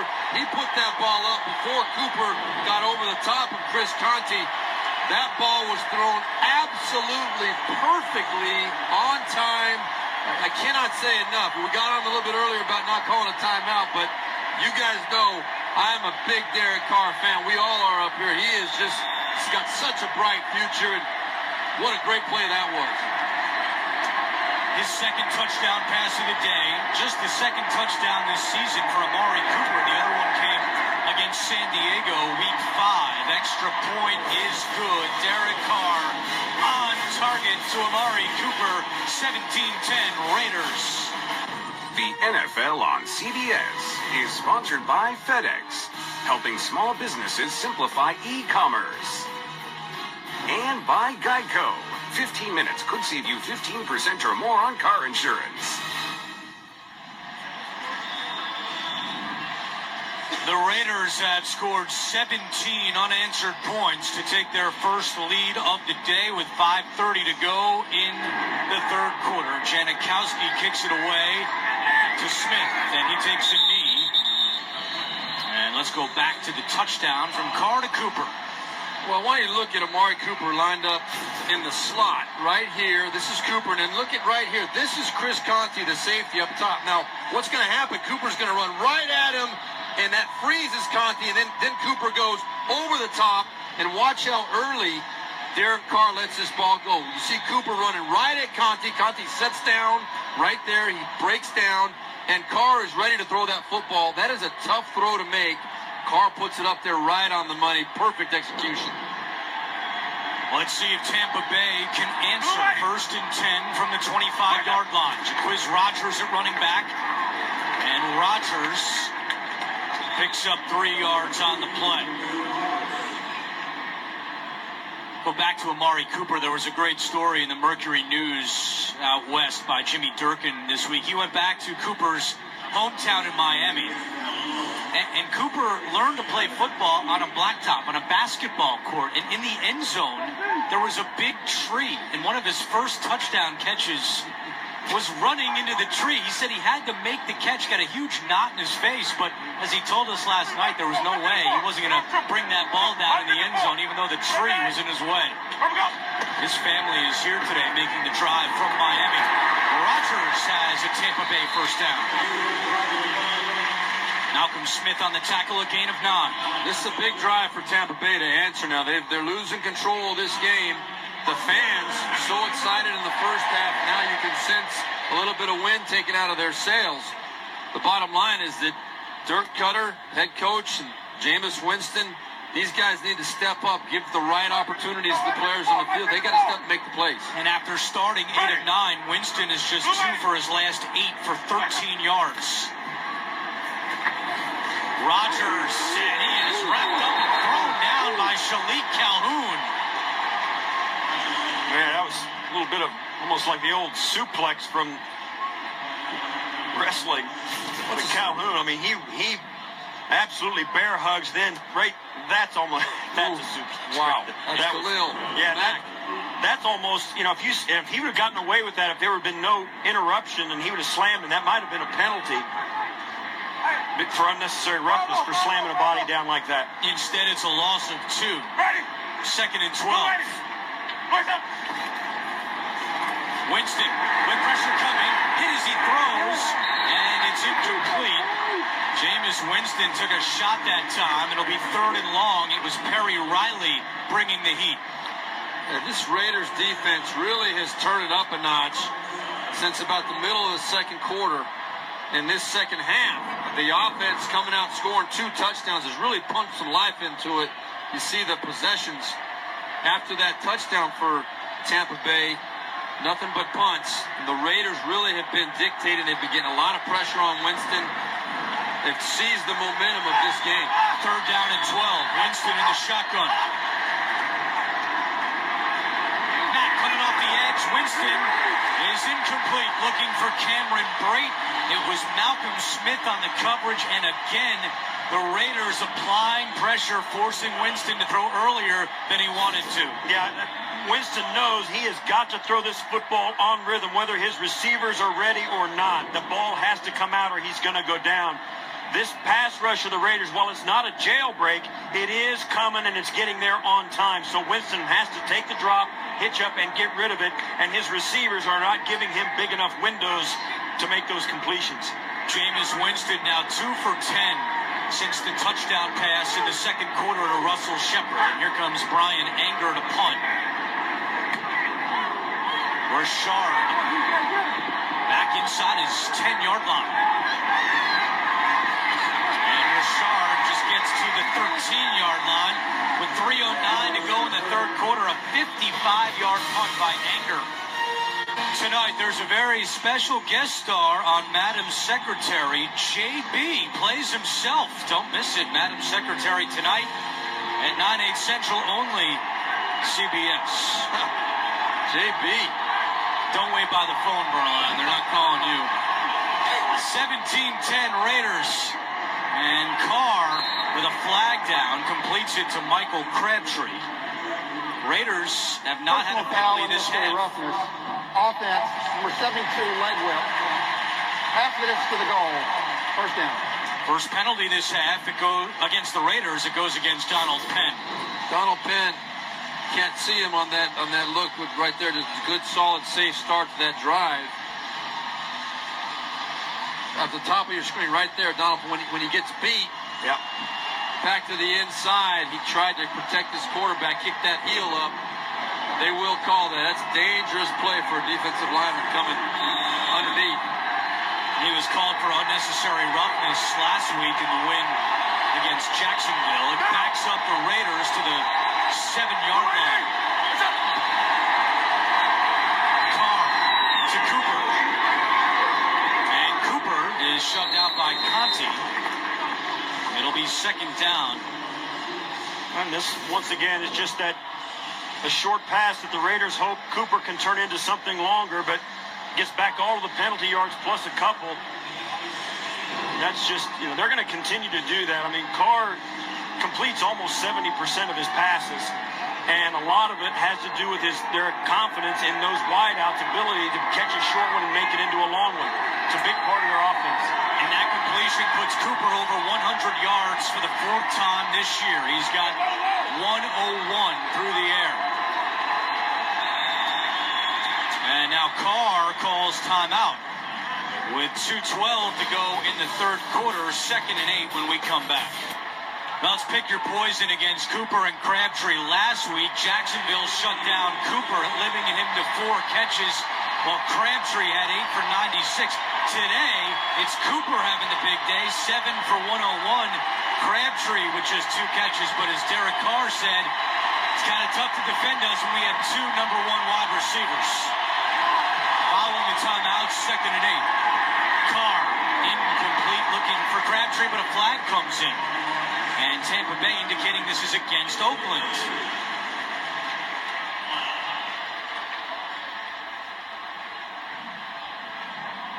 Illegal use of hands to the face. Offense number 74. Half the distance to the goal. 2nd down. Second penalty today on the rookie, Vidal Alexander. Right up here. Playing left tackle. Came in as an extra offensive lineman on that play outside Donald Penn, the original left tackle. Now he stands on the sideline. That was a heavy package for extra protection from Carr. I don't know that I would have accepted that penalty. I would have given him 1 down to make 8 yards rather than 2 downs to make 16, 17. Carr to Roberts, and he's crunched. Quan Alexander hit Roberts as he tried to bring it in, and now 3rd and long for the Raiders. It's a nice job by the defense. They sniffed this out. You're going to go for like they've been doing down inside their own 20-yard line. They go for the short completion and try and make something happen. And this time the Bucs were all over it, and it was a hard tackle that almost ended up in a catch, fumble, recovery, but not enough time for the receiver to come down with it. Instead, it's 3rd and 16. Oakland is 3 for 3 this half on 3rd downs. Carr completes this one to Rivera, but he is well short of a first down. Levante David wraps him up, and that's a big stop for the Buccaneers on defense. And the Buccaneers now almost guaranteed, even with Marquette King punting, they're guaranteed to get decent field position on this drive. Big 3-and-out stop by their defense. So Marquette King from his own end zone, he already has a 67-yarder today. His season long is 72 yards. Adam Humphries awaiting the punt at his own 40-yard line. And this one is shanked by King. You don't see that very often. It does get a friendly roll, and now there is a flag down back at the line of scrimmage. That was a rare misfire from Marquette King, although he did get a nice hop to make it a 43-yard punt. Now let's see what the penalty is.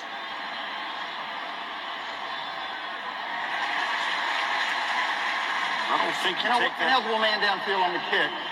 Offense, number 57. 5-yard penalty added to the end of the kick. Yeah. First down. Goes on the rookie, Corey James. Well, Saturday, it's a CBS college football triple threat. First, the Fighting Irish rumble with the middies of Navy. Then, Florida and Arkansas in prime time.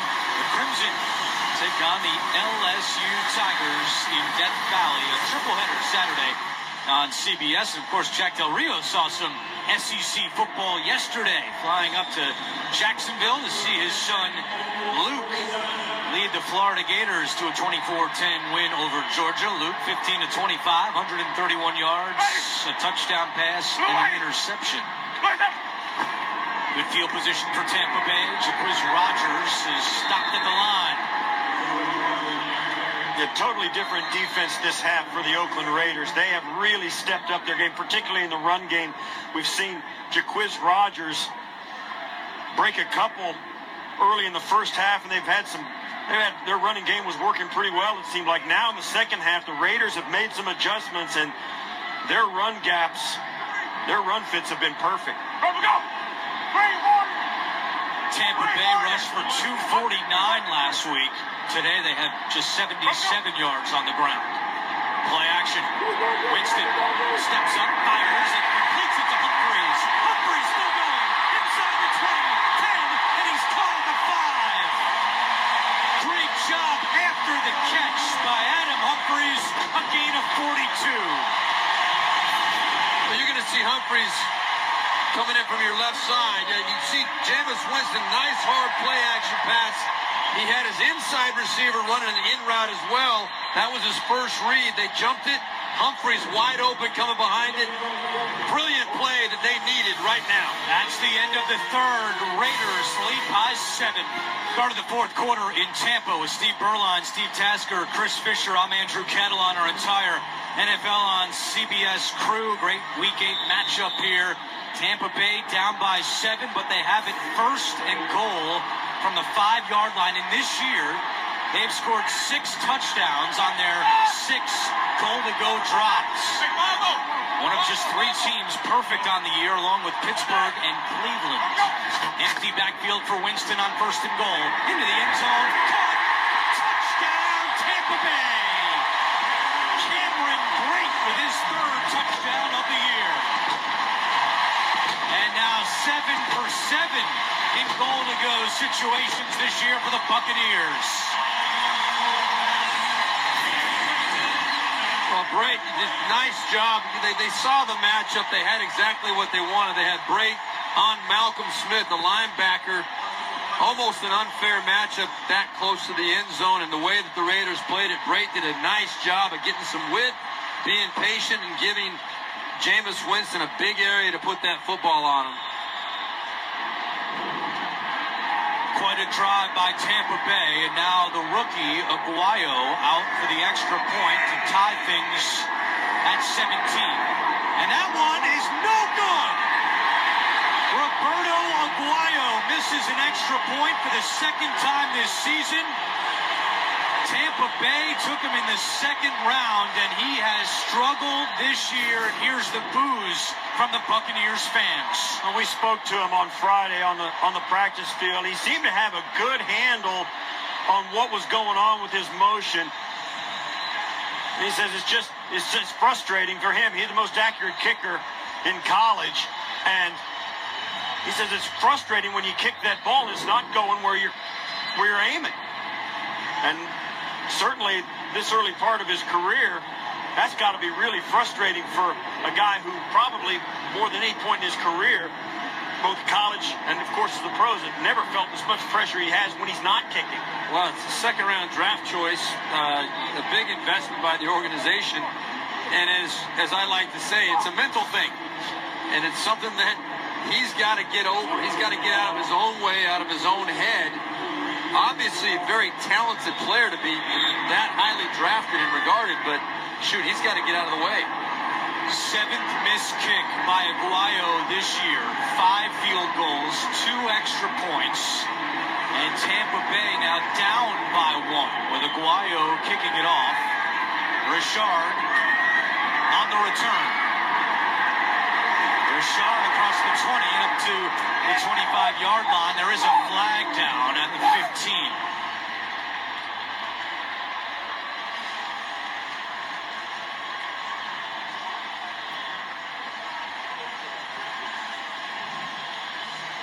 Terry McCauley has been busy today. 18 accepted penalties in this game, 13 committed by the Raiders. No foul for offensive holding during the return. First down. Except there won't be one here. Let's go down to Chris Fisher. Thanks, Andrew. Prior to the game, Roberto Aguayo was seen out on the field with a notebook. I asked him what he was doing. He said he was plotting the field, figuring out where divots were and where creases were in the field. He says it was no different than a PGA Tour golfer going out during a practice round and figuring out the lay of the land of the course. So far, obviously, it hasn't worked out too well for him. They misread the green on that extra point, and that's all too common for Buccaneers fans this year out of their second-round pick. 1st and 10. And it's Johnny Holton who's got some speed. And Holton to the 27. We go back to New York, an NFL Today update with JB and Mark Scott. A key play, a 15-yard run by Tom Brady. Yeah, we saw him warming up before the game.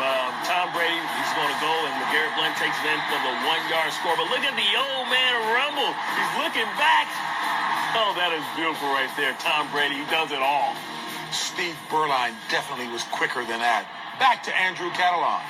I don't know about that, JB. We'll have to get the next-gen stats for the speed of Berline. There is no way. I wouldn't even try to convince you all of that one. I wouldn't even bluff my way through that one. Lucky he can walk up into the booth these days. Carr to Cooper. Nice cut back at the 30, and Cooper across the 35-yard line. Well, you know, 10. we talked to Mike Smith, the defensive coordinator for Tampa Bay, and he told us point blank that he thought that Crabtree was the #1 threat they had to contend with. So it basically told us that Amari Cooper was going to get a chance to make some plays. Amari Cooper stepping up, and I really think he's in Hargrave's head a little bit. This goes back to college. Hargraves, I think, really doesn't trust himself against Amari Cooper at this point. And on this play, Cooper up top matched up with Brent Grimes. 1st and 10. It's a handoff to Richard. And he surges up to the 42-yard line. McDougald on the tackle and some extracurricular down on the field. Some pushing and shoving. The offensive line of the Raiders is really starting to get a push on now. They came out of halftime and scored 2 quick touchdowns on 2 really impressive drives. Now that offensive line, they're just firing out. They're double teaming down on the inside, and they're just letting the back pick his way up for a nice little 6-yard gain on 1st down. If they can continue to do that, you know, the Buccaneers turn into a defenseless team.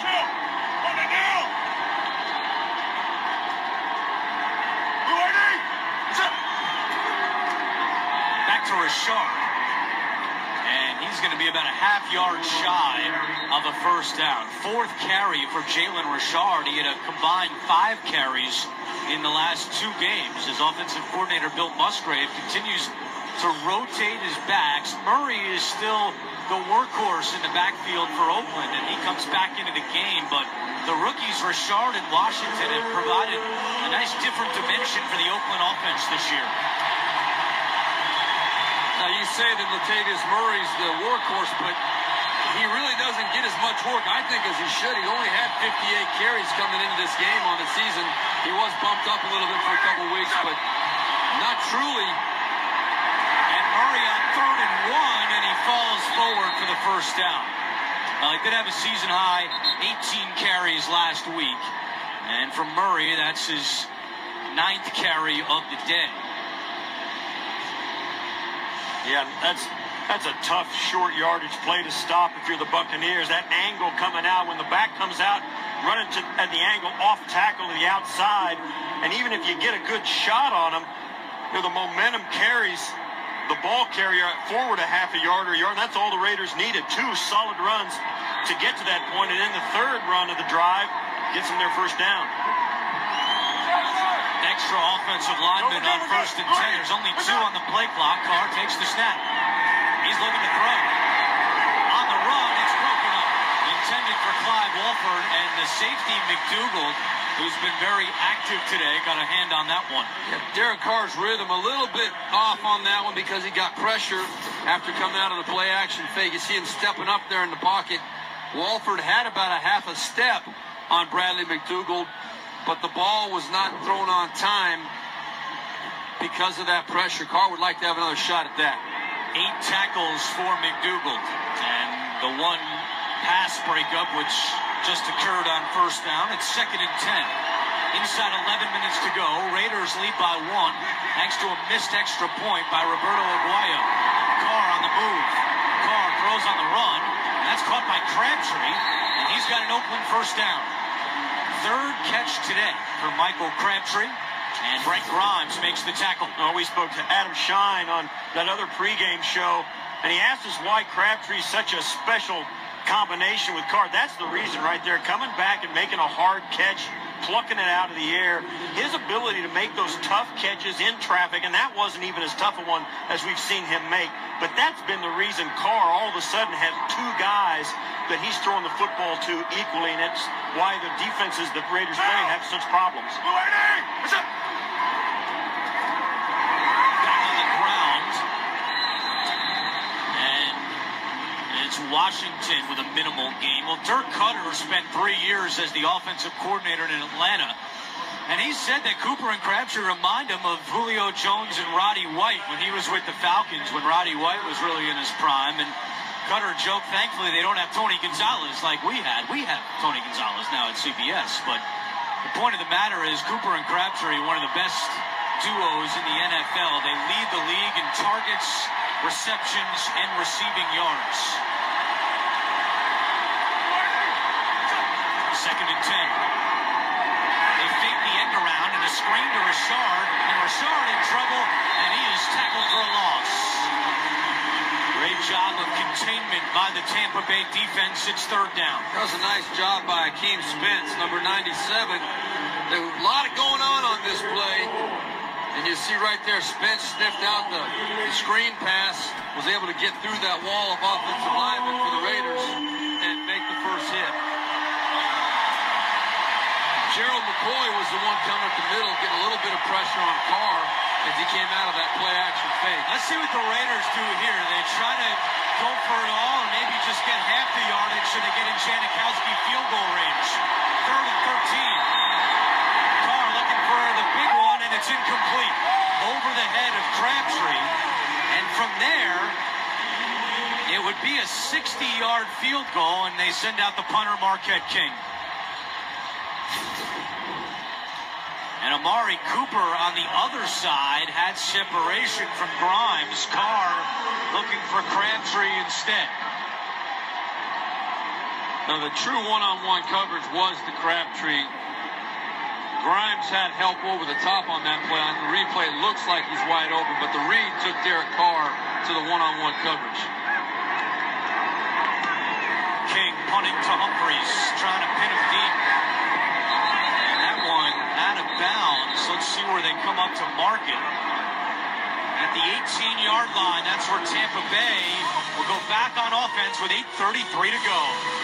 Next Sunday, the NFL on CBS turns a double play. First, the Steelers roughhouse with the rival Ravens, and then the Colts battle the Packers. Check your local listings. It all begins with JB, Boomer, Tony, Coach, and Bart on the NFL Today. 8:33 to go in the 4th. Tampa Bay with the ball down by 1. They start this drive on the ground with Anton Smith, and he gets a couple yards on the play. You have to wonder about the confidence in Roberto Aguayo by Dirk Cutter. If it comes down to a big kick, will he send him out there? How comfortable? What range will he send him out? We specifically asked Cutter on Friday, what is the deepest you'll send out Aguayo for a kick? He said 55 yards, but keep in mind he did miss the extra point from 33 earlier in the quarter. Humphreys nearly with a one-handed catch. But on that note, Andrew, you look at it, and Cutter also responded to us and said, I'm going to send him out there if the situation calls for a field goal. We can't. He's got no choice. He's got to, yeah. He's got no choice. I mean, that's the thing. If you're in college, you got 4 kickers. You just switch them out. I mean, you've got one, and if you get to the point where you've got to send the guy out there. I don't care if he's 0 for 5. That's the only choice you have in the NFL. Focus right now for Tampa Bay is on this 3rd down and 7. They're 4 for 10 on 3rd downs. Winston fires, broken up by T.J. Carey. And a flag comes in. I think that's a bad call. I thought that was a great play by Carey. Unless it was, it might have been after the fact. This might go against Carl Joseph after the catch. Personal foul, I'm going to say roughness. Defense number 42. Illegal contact in the head of the defensive player. 15-yard penalty. Automatic first down. That's exactly what it is on Joseph, and Russell Shepard, the injured Buccaneer, is still down. The NFL on CBS is sponsored by Auto Trader. Find your perfect new, used, or certified car on Auto Trader. The Home Depot. More saving, more doing. And by Pizza Hut. No one out-pizzas the Hut.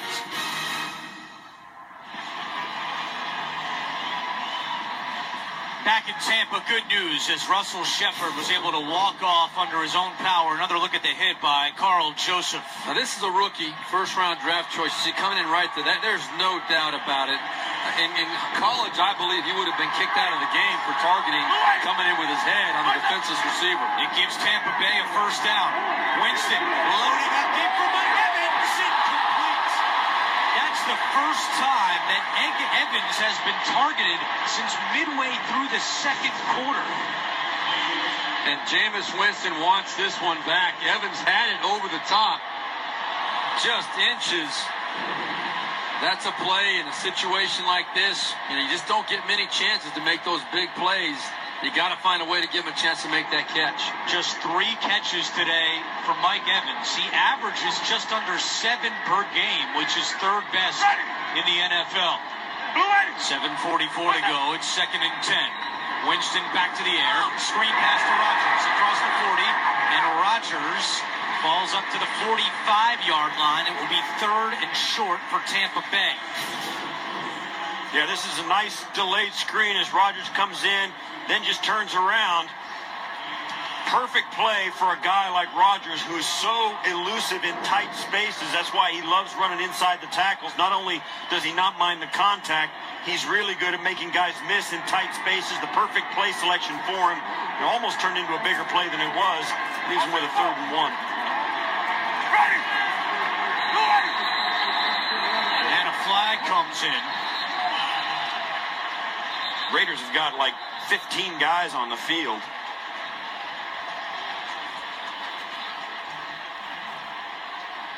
That would be illegal. I'm pretty sure it is. I might be exaggerating. Defense, 12 men in formation. 5-yard penalty. The foul occurred prior to the timeout was called. 5-yard penalty, first down. Another first down given to Tampa Bay on this drive because of a penalty. They still have 12 on the field. Yeah, I mean, that's just one walking off now. 1, 2, 3, 4, 5, 6, 7, 8, 9, 10, 11, and the 12th guy. Dan Williams, number 90, just walking off right now. He didn't seem too excited to get off the field either. But you can't play with 12 any way you slice it. A season high, 15 penalties now for the Oakland Raiders. 4th time that one of their penalties has given Tampa Bay a first down. Jameis dumps it down to his tight end, Stocker. And Stocker has another Tampa first down. Darius Latham on the tackle. This is an excellent job by Stocker. Everybody goes down the hard play action. He just kind of comes out, just turns around. Just makes himself available. Lets Winston look down, try and get the big play look. If it doesn't happen, just finds the dead spot in the Raider pursuit and gets a nice little first down catch. Perfect job by Stocker. And Russell Shepard is back in the game. A great sign there for Tampa Bay with 6:15 to go.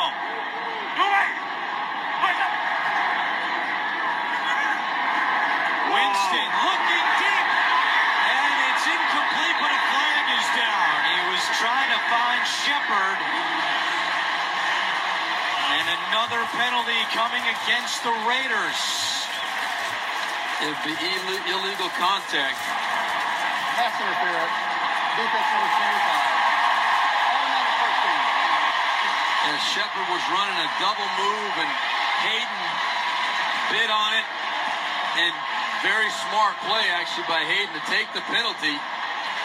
And the bottom line is that saved the touchdown. Well, I don't know, but if it saved the touchdown or not, but I know this: Jameis Winston has overthrown receivers all day long on the deep ball.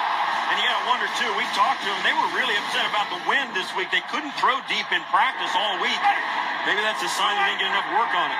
11 incompletions today for Winston, but another penalty gives Tampa Bay a first down. Winston's able to complete this one. It goes to Shepard, who receives a nice hand from the Tampa Bay fans. But, going back to that play, though, it didn't matter where the ball was thrown. DJ Hayden hit Russell Shepard and knocked him off his route. because he was beat on a double move. While the ball was in the air. Yeah, the ball was beat. You know, there's no way he could have got there to make that catch. No, even if it comes worse, tackle the guy because you can't let it take the chance it's going to be a touchdown. 5.5 to go, fourth quarter. Second down and 5. It's Rodgers trying to reverse field, extra effort, and he's right near the chains.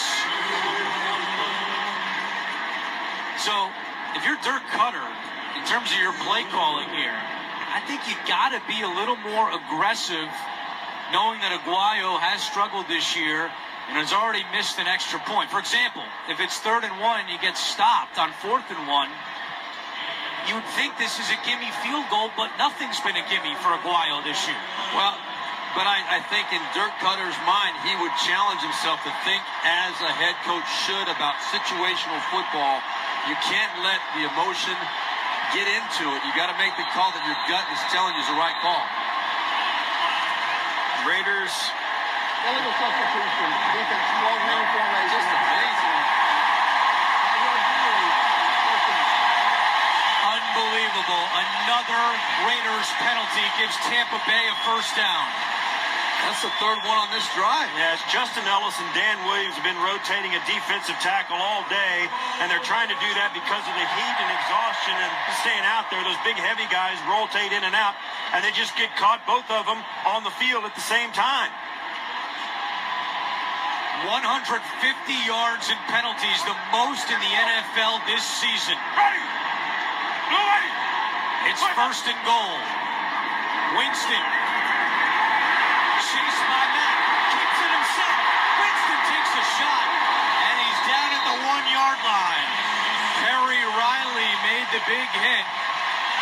But it'll be 2nd and goal from the 1. I'll tell you what, Jameis Winston took an enormous hit here. You could hear it all the way up here, live action. And when the quarterback runs, he might want to get in, but I'll tell you what, when quarterbacks run with it, Steve Berline, you know it, they aren't wearing a helmet, they're wearing a target. Yeah, they are wearing, and Dirk Cutter does not want Jameis Winston taking many hits like that. That will end his season, one of those hits.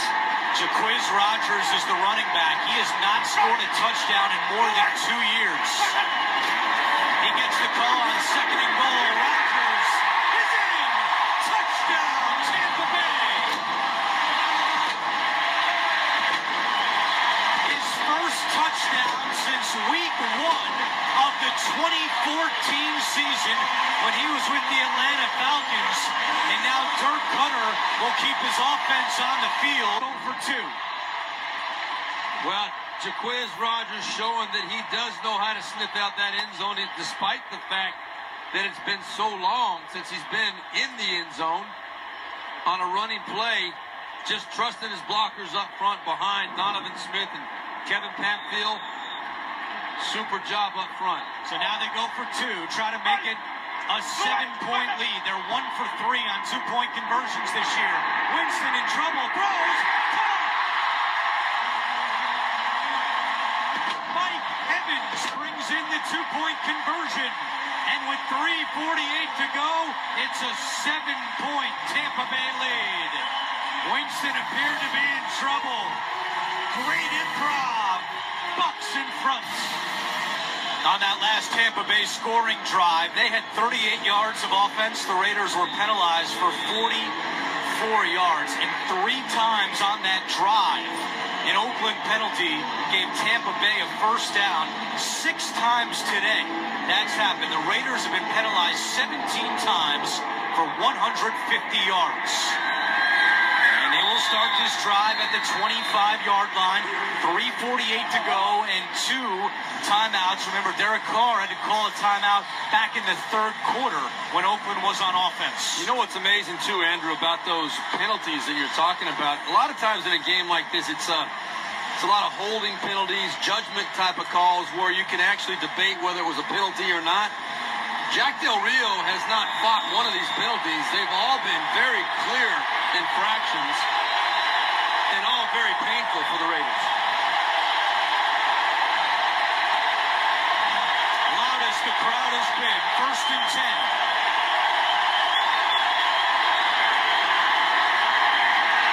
Carr has good protection. Now on the move. Throws on the run behind Cram. throw was towards the middle of the field instead of the sideline. That could have been a big pickup for the Raiders. Yeah, that looked like it could have been actually a touchdown if he just lobs it down the sideline. Your watch, Carr's going to break contain to his right. Watch where this throw goes and where it should have gone. It should have looked right out here is where he should have thrown that ball with a little arc on it. Crabtree's gone. Little touch. That you're exactly right.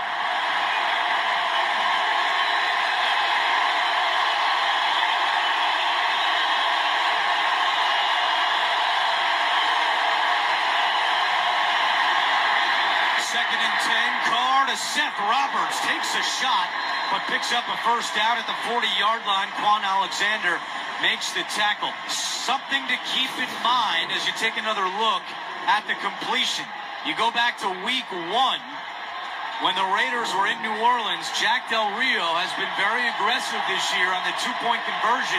He went for the win as Carr loads up, taking a deep shot, and incomplete.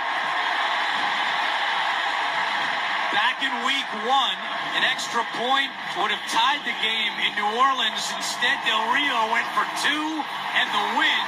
Carr to Crabtree, and the Raiders won it. Would he do it again today if Oakland can march down the field and score a touchdown? Today, I would be surprised if that were to happen with Jack Del Rio. Their team is sitting in really good position at 5-2. If they have a chance to tie this ball game up, I think you'll probably let it go to overtime.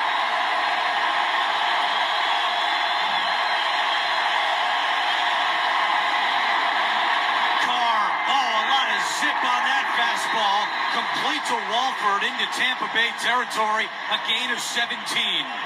At this point of the game, if you look back across this season, this is when the Raiders have been really clutch. They go into Baltimore, had a late touchdown, the two-point conversion that we just saw gave them a win. They have been good at this point. It's all centered around Derek Carr. No huddle for Oakland on first down. Carr to Cooper. What a catch! Amari Cooper! Inside the 15, a gain of 31. You know, I am almost at the point with what I've seen out of Derek Carr this year and to this point in his career where in this situation, there aren't many guys I'd want ahead of him. He just steps up and makes throw after throw after throw. Just another testament to the player this kid is becoming. A career high 142 yards receiving for Amari Cooper. First and 10 from the 12. To Roberts, did he get feet in? No. Made the catch, but did not get the feet in, and that takes us to the 2-minute warning. It will be second down when we come back. Raiders nearly tied it, but Roberts could not get the feet down. 2 minutes to go, fourth quarter. Oakland with second and 10 from the 12-yard line. They trail by 7. Carr looking end zone, and it's incomplete. Intended for Crabtree. Conti and Grimes on the coverage. It's third and 10. This one where the Tampa Bay Buccaneers got Derek Carr on that one. He thought he had coverage, single coverage, where Crabtree was going to have a lane inside, but he didn't realize that Conti was sniffing that out as well. That was going to be a painful catch for Crabtree if he pulled that thing in. Crabtree has been targeted 10 times today, but he only has 3 catches. Oakland needs to get to the 2-yard line for a first down.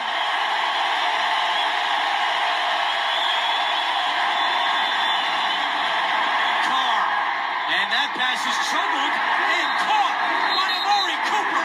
What a great job by Cooper to bring that in, but it's short of a first down. Doesn't matter, it's 4-down territory. It does set them up for a 4th and short, but they've got to keep their offense on the field, and I think that's a good call by the officials. Great job by Cooper, no doubt, who now has 10 catches for 149 yards, a career high. But it is 4th down and 3. Oakland this year is 3 for 6 on 4th downs.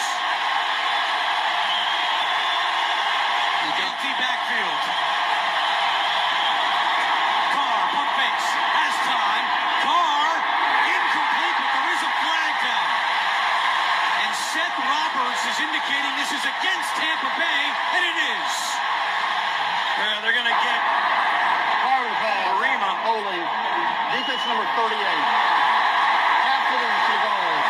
Automatic first down. Well, of all the penalties that the Raiders have taken today, the most crushing one of all is the one the Tampa Bay Buccaneers just got.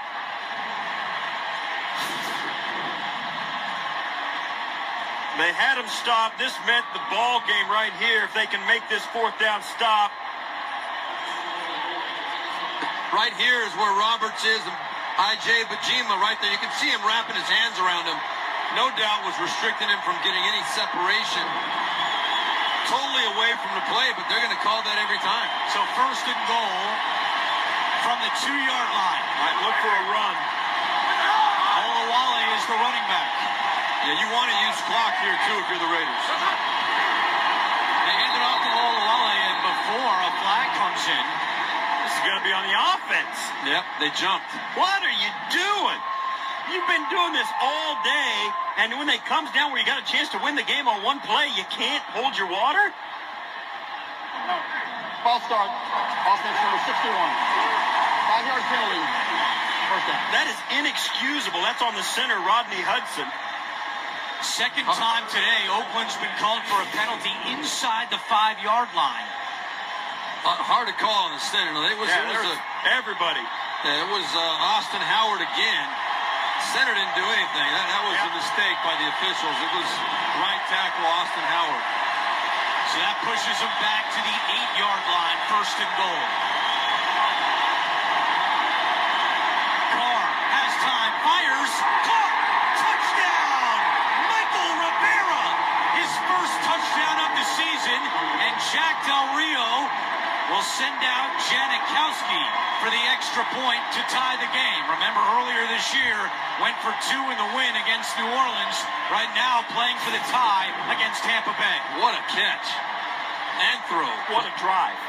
What a drive by Derek Carr. They went no huddle, and they scored 2 touchdowns in the third quarter, and then kind of fumbled around, penalized themselves all over the place on a drive that they had to have, went the distance inside the 2-minute. Wow. First touchdown for Rivera since last December against Denver.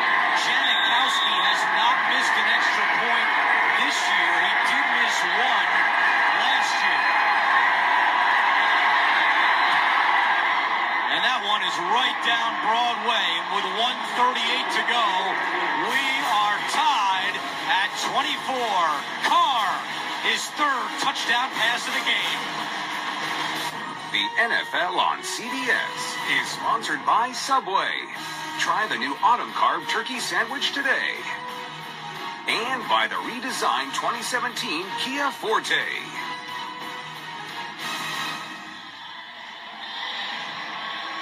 Coming up on the Subway postgame show, JB, Tony, Bart, Boomer, Coach Cower have all the latest NFL scores and highlights. It's all coming up on the Subway postgame show. Already one tied today between Washington and Cincinnati over in London. We are tied with 1:38 to go. Janikowski kicks it away to Smith, who will take a knee. So Tampa Bay will start at the 25-yard line. They have 3 timeouts remaining. Get caught up to date with some of the numbers in this one. 420 yards of total offense for Oakland, but the penalties have absolutely killed the Raiders today. 18 for 155. Tampa Bay has not won a home game this year. They've lost 15 of their last 18 games at home. And they have not had a winning record after 7 games into a season since 2011. So a lot of reasons for them to fight hard for this one. A handoff on first down. And Rodgers picks up a couple. If you're just joining us, Roberto Aguayo is the rookie kicker for Tampa Bay. He has struggled this year, missing 5 field goals, and in this game, he missed an extra point. And Tampa Bay in no rush here with the clock ticking and 1:15 to go. Winston, incomplete, looking for Evans. That stops the clock. For the viewers, too, Andrew, you talked about missing the extra point. The Buccaneers were fortunate to make up for it by getting the 2-point conversion on a touchdown a little bit later in the ballgame. So the missed extra point has not cost them to this point. Dirk Cutter told us that Aguayo's range is from 55. 1:06 to play. It's 3rd and 7. Winston fires, and Evans cannot hold on. Incomplete. That stops the clock with a minute to go, so the Raiders will get the ball back with 2 timeouts. Well, Carl Joseph almost got carried away with this hit here as well. Again, you see him coming in head-to-head on a defenseless receiver. That could have been called.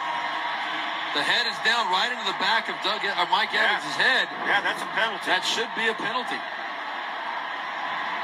So Brian Anger comes out to punt. You got to give credit to this Raiders defense. Last in the NFL in yards allowed, averaging 430 per game.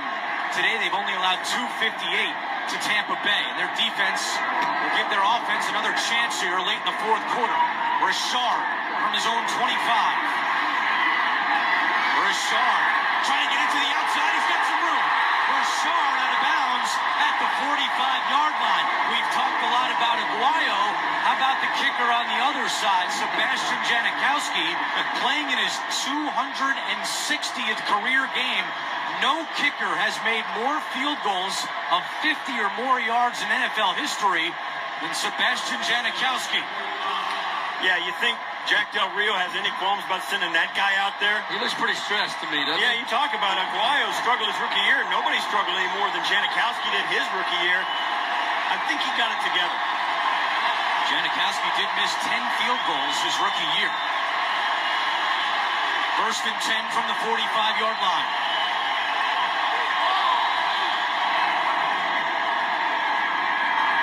Carr to Crabtree into Tampa Bay territory down at the 45. Jack Del Rio has 2 timeouts. Instead, Oakland will hustle to the line.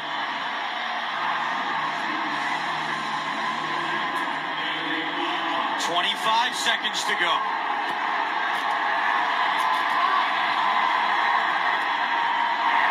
Carr just throws this one down, and a lot of time came off the clock. They do have 2 timeouts, but just 17 seconds remain. All they need is 10 yards to comfortably get Janikowski inside of 55. I think 10 yards gets him at the 35-yard, it's a 53-yard kick. They're going into the wind in this direction, That's so true. they may want to get an extra 5, and that wind's gonna hurt this kick a lot. So they want to get as much as they can, but they'll send them out no matter what. And now Dirk Cutter of Tampa Bay has called a timeout. With 17 seconds to go, Tampa Bay has 2 timeouts remaining. This Oakland Raiders team is 5-2 this year. Their point differential on the season is +6. As we said in our open, some of their numbers aren't pretty, but they find ways to win. And as Derek Carr told us last night, last year we were learning how to compete. This year we're learning how to win. And he's got his Raiders team in position to win again if he can get a few extra yards for Sebastian Janikowski. And one of the things, and we spoke about it in the open, one of the things, the Raiders are getting better every week. Certainly defensively today, they played much better. Offensively, they've continued to score points. But if they can get rid of the penalties that have plagued them, particularly in this game, this is a team that can contend and beat anybody in the NFL. 2nd and 10. Carr down the sideline for Cooper. He dropped it. Amari Cooper with just his 2nd drop of the season. He did have 10 last year, and that's a big one in crunch time. Well, that ball should have been caught by Amari Cooper, no doubt about it. Derek Carr had an easier route to throw. He had Seth Roberts running across the field, uncovered as well underneath, which would have been a big gain and given him a chance to get well within field goal range as well. That doesn't minimize the fact that Cooper's got to make that catch. It would be a 63-yard field goal from here. 3rd and 10. Carr steps up. He's going to keep himself. Carr inside the 40. Gets out of bounds. He's got a 1st down with 4 seconds to go. And that will send out Janikowski for the game-winning field goal attempt. What an unbelievably timed run by a quarterback. Knew where he was going to get. Got out of bounds. It could not have gone better unless he kept running up the field. Perfect getting out of bounds, getting inside the 35, sets up Janikowski for a 50, and nobody's made more field goals in their career from 50-plus than this guy. This is from 50 on the number. He's 3 for 6 from 50 yards or longer this year, and Dirk Cutter will have him think about it a little bit longer. Derek Carr with a season-long 13-yard run. Big play on third down. I think it's a mistake to try and ice Sebastian Janikowski. Veteran kickers hope that the other coach calls a timeout. It just gives their protection a second, an extra few seconds to get settled. Well, make sure they don't have. It also takes the doubt out. Now you don't have to wonder on this kick if they're going to call a timeout. If you kick it the first time, you're wondering, are they going to call a timeout or not? I think it's an enormous mistake to try and ice Janikowski. He's hoping that you give him that extra time, make sure he's got the spot, make sure his guys are ready to relax. They were coming out there trying to do this and get this on a play clock. Now that's all taken away, and Janikowski can relax and swing through.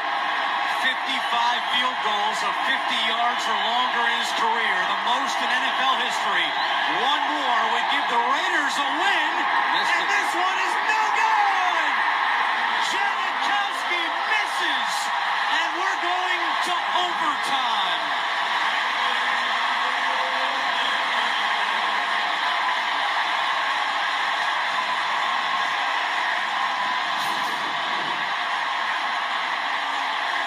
Good snap, good hold. The kick, no good. Well, he caught it. He caught it pretty clean, too. He just put it out there on that left side a little bit. I don't know if he was trying to, it's hard to tell which way the wind is blowing. That's exactly where the wind's blowing. It's coming in right off the pirate ship. You know, Steve Tasker, you might have more insight on this than anyone as a special teams guy, but during that whole drive for Oakland, Janikowski wasn't kicking into a net. He was not practicing at all. He was just standing there watching. Who has the most 50-plus yard field goals in the history of the NFL? He never does that. And I'll tell you what, look at that. He's not sweating it either. He's wiping the sweat off, but I'm telling you right now, First team to score wins unless the wind had more to do with that kick. They do that, then the other team will have a chance to possess. If they don't score, game is over. If they score a field goal, we'll continue. If they score a touchdown, the game is over. Any questions? Same coin. Heads, tails. Heads is the call. It is heads. You want the ball? The Raiders win the toss. They will take the ball. Another look at Sebastian Janikowski. Not able to put another win in the column for the Raiders. Back in Tampa, a reminder of the regular season overtime rules. 1 15-minute quarter. Raiders have taken the ball. If they go down and score a touchdown, the game is over. Or if Tampa Bay's defense on this first drive gets a safety, the game is over. 2 timeouts per team, no coaches' challenges, booth reviews only. Derek Carr has thrown for 350 yards today. His career high is 351. Oakland has won 5 straight overtime games. That's the longest active streak in the NFL, yet none of them have come this year. And Oakland will start at the 25-yard line. You know, Derek Carr coming into this game,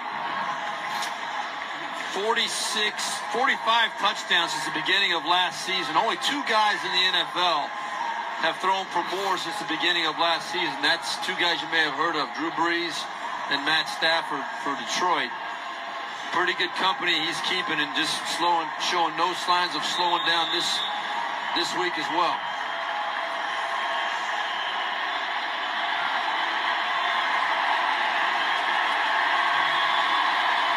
Latavius Murray is the running back for Oakland on first down and 10.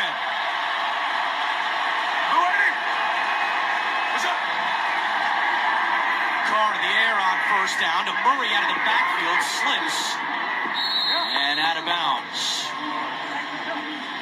Don't forget, coming up, Subway postgame show. Join JB, Tony, Bart, Boomer, Coach Cower, all the latest NFL scores and highlights. It's all coming up on the Subway postgame show. That completion of Murray has now set a new career high for Derek Carr. He's got 356 yards passing to go along with 3 touchdowns today. gain of 6. It's 2nd and 4.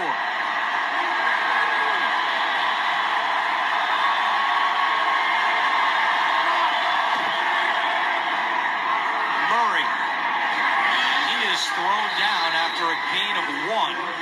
It'll be 3rd and short for the Raiders. It's always interesting going into overtime because a team like the Raiders just did went on a 2-minute, a hectic, no huddle, fast-paced offensive drive to get to overtime. And then once overtime starts, you can go back, relax, play your offense, run the football, take your time. And a lot of fans get caught up in that hectic, fast pace. They expect overtime to be like that, and it's not because your whole offense opens up and you go back to your regular game plan. 3rd and 2. Oakland 6 for 14 on 3rd down conversions today. Carr looking for Crabtree, makes the catch, slips a tackle. Crabtree into Tampa territory, cuts back. Nobody touched him, and now he's down at the 22-yard line. Michael Crabtree with a huge play for the Raiders, a gain of 45. And he is so physical on this route. And Hargraves has not done a good job tackling on the outside all day. Right there, another example. That should have been about a 10-yard gain when the catch was made. But Hargraves, bad angle, tried to arm tackle a big wide receiver and paid the price right there. 5 catches, 86 yards for Crabtree. He'll get a breather after that big play. If Oakland scores a touchdown, they win the game. Carr, Cooper, stiff arm on Hargraves, and a flag comes in. It's going to be on Cooper. He went to the head of Hargraves. They're going to call that on Cooper. He can't do that. He head slapped Hargraves. Yeah.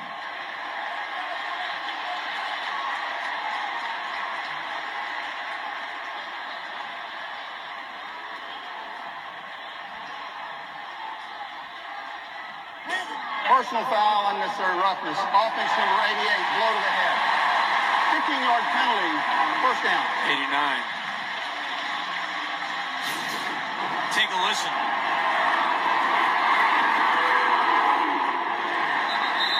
What do you guys think of that call?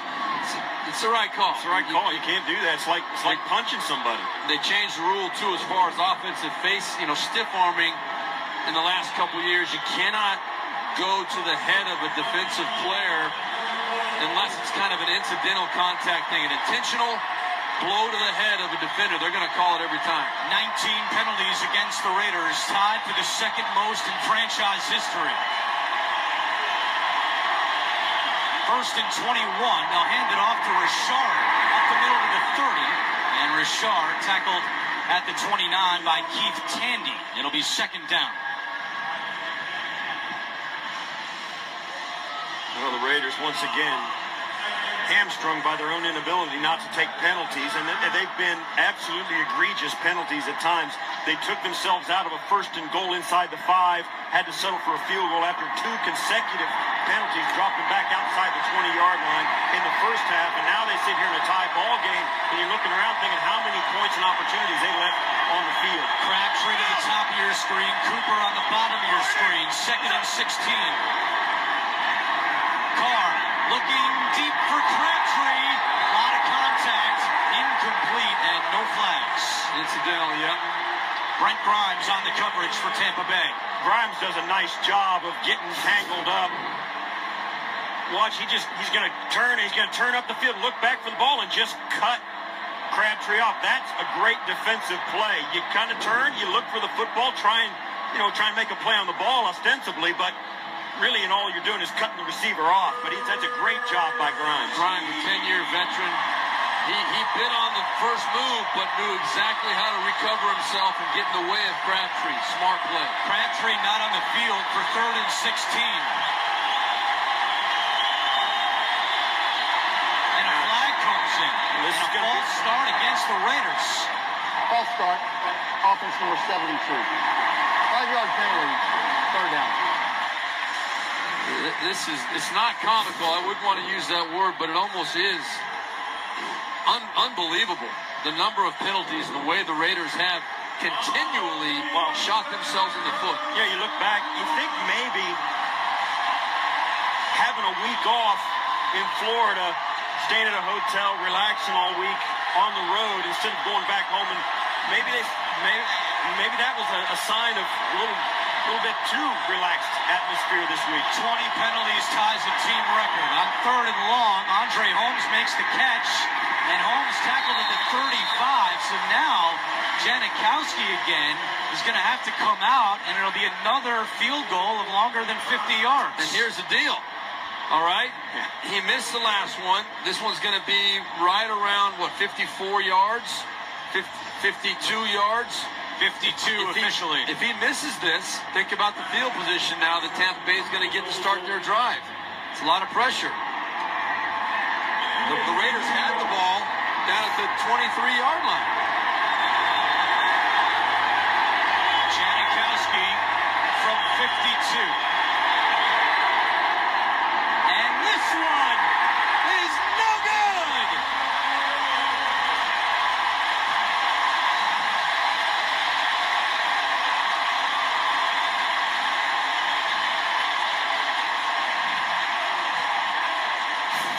Sebastian Janikowski misses for the second time today. And now all Tampa Bay needs is a field goal to win the game. Yeah, and that kick, if he kicks that one at the end of regulation on the same line he did in regulation, they would have made it. That one hooked off to the right for him, a left-footed kicker. The one he hit in regulation stayed straight and actually moved out to the left. So maybe a little overcompensation. Yeah, he overcompensated, and it cost him another miss. Next score wins the game. Tied at 24 in overtime. Winston looking to throw on first down. Going for the home run ball to Mike Evans. Evans, it's incomplete. DJ Hayden on the coverage. Well, I'll tell you, this is super coverage from DJ Hayden, running with one of the hottest wide receivers in the NFL. One-on-one down the field. They're arm wrestling a little bit there. Both guys trying to get the advantage. Neither one of them complained. Just a good physical play. Go for that football. Yeah, that ball fluttered in the air as well. It didn't have a good tight spiral on it. If you're just joining us, Raiders starting cornerback Sean Smith was injured on the first play of the game, a shoulder injury, and did not return. So Hayden has played a lot more today for Oakland. Winston back to Evans, has the catch, and tackle made at the 41-yard line by Emerson.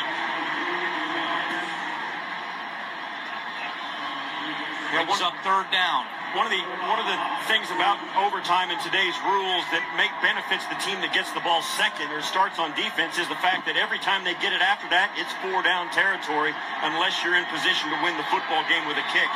And that's a big benefit for a team like the Buccaneers in this situation. 3rd down and 5. Jaquiz Rogers will not return today because of a foot injury. Winston, quick pass to Evans, and it's incomplete. Emerson got a hand on that one. It's 4th down. Wow. And Dirk Cutter sends out his punter, Brian Anger.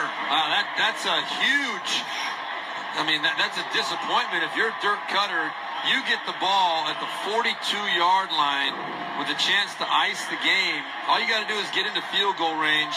Hopefully with your young cooker kicker, you don't know, but to come out of that with a 3 and out, and put your defense right back out on the field. That is about as close to a disaster as you can have. Richard is back deep. Anger leads the NFL in hang time this year. Another beauty, bounces and goes into the end zone. So it will be Oakland football at the 20, and now a late penalty flag is coming down at the 14-yard line. David Emerson's down on the field. Now he finally climbs to his feet. Starting the kick, holding, receiving team number 25. 10-yard penalty will be assessed from the 20-yard line. First down. And that is history now, as Oakland has its team record 21st penalty of the game. That was Hayden, who actually stayed down. Looked like he was injured after the play, but he was also called for the hold. It has not been a good day for the Raiders with the penalties, a team record, and that's saying something. Remember back decades ago, this team was known for being the most penalized week in, week out, year in, year out, and to set a record of that nature today. And they were the most penalized team again coming into this game. ton of them prior to this. First and 10 from the 10-yard line. Next score wins. Carr to Crabtree. He's got it at the 15-yard line. Hargraves on the coverage for Tampa Bay with 9:50 to go in overtime. Yeah, you talk about Dirk Cutter punting it back to the Raiders. You know, you stand over there if you're the Buccaneers, as hard as they play. They have not stopped the Raiders offensively. The Raiders have penalized themselves or taken penalties drive after drive after drive. They have been penalized on every single one of their possessions today and have really done it to themselves.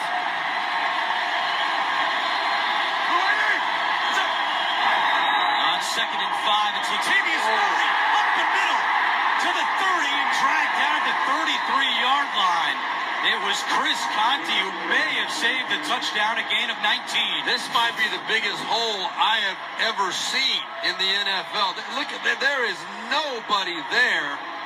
A complete lack of discipline. I don't know whether it was a formation adjustment that the Buccaneers did not make, but Murray got that ball, and there was nobody between the hashes. Just a terrible time for a breakdown defensive for the Buccaneers.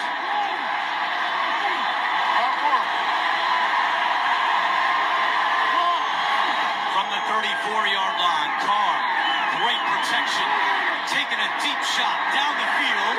Flag is down. It's caught by Crabtree. Now another flag comes in. Oh, he called it on the Bucs.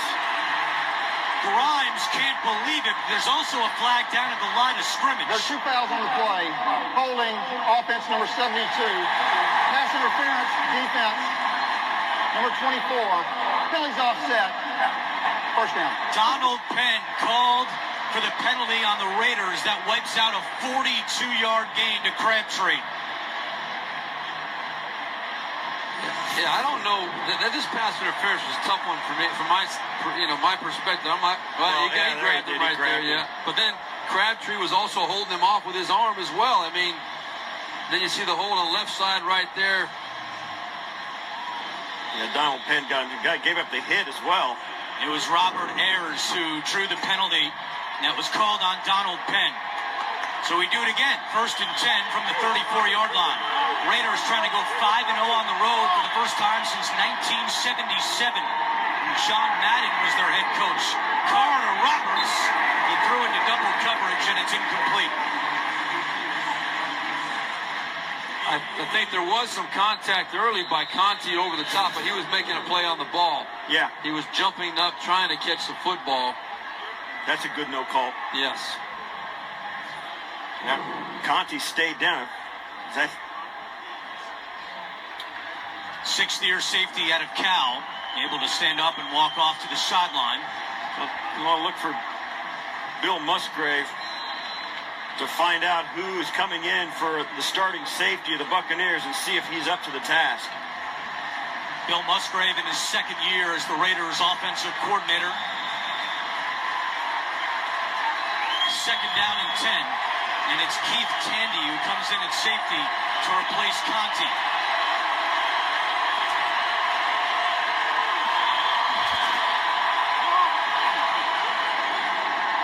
Carr, quick slant to Cooper. He's got it. Amari Cooper into Tampa Bay territory and tackled at the 46-yard line. I'll tell you, when these two hit it on time, Cooper's like shot out of a cannon. Carr, that quick release puts it right on him, and Cooper, if you hit him in stride on that route, it's over before you even get started. That's why this Raider offense has been so good. I mean, Cooper is a big play threat no matter where you are in the field, and Crabtree catches absolutely everything in the vicinity. They are a tough combination. 430 passing yards for Carr, a new Raiders franchise record. On first down, it's Washington on the carry, and he's stuffed at the line of scrimmage. We mentioned this before, but I think it's worth repeating. Amari Cooper told us last night that when he was at Alabama, he thought he was going to win every game. And he told us he's got that same feeling now with the Oakland Raiders as they try to run their record to 6-2. And he said that he sensed that his teammates were kind of buying into it as well, which, as we all know, the culture and the expectation level really sets the table for this kind of development to happen. Cooper at the bottom of your screen. He's got 12 catches for 173 yards. Carr over the middle to Roberts. He's got it at the 31 and shoved out of bounds. There is a flag down on the far side of the field in front of the Raiders sideline. I.J. Barima forced Roberts out, and now we await the call. Illegal formation. Offense. Number 74 reported as eligible and was covered by number 10. 5-yard penalty, second down. You know, when you bring in the extra offensive lineman, as the Raiders have done all day today, playing the tight end position to try and get an advantage in the run game, it does throw a bunch of thinking into it that normally you don't have for the wide receivers, for the tight ends, although there's no excuse for it whatsoever. This is the NFL. Jack Del Rio, I think, is saying that Seth Roberts wasn't on the field or wasn't on the line of scrimmage. Oakland has now tied an NFL record with their 22nd penalty of the game. It backs them up into their own territory. Carr, pressure. Flag is down. This could be a hold against the Raiders, and now Carr goes down. Holding offense number 66. 10-yard penalty, second down. Wow, they're putting it out of reach. They're going to get the record and make sure nobody ever gets it. That's on Gabe Jackson, second time today. He's been called for holding. This is like Joe DiMaggio's hit streak. Nobody's ever going to come near it. And now, a wise move there by Dirk Cutter. He has declined the penalty. Zach will keep it to 3rd and 20. So they're still tied for the record right now with 22 penalties, as that one was declined. It's 3rd and 20 from the Oakland 44-yard line.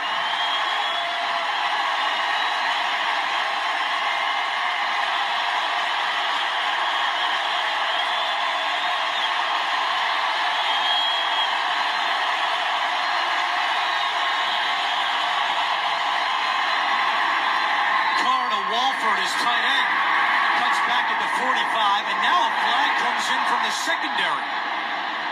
And Seth Roberts is acting like it's on him. Walford took it down to the 41-yard line. And there's an injured Buccaneer, and it is on the Raiders. So there's the record. Illegal block in the back. Offense number 10. 10-yard penalty, third down.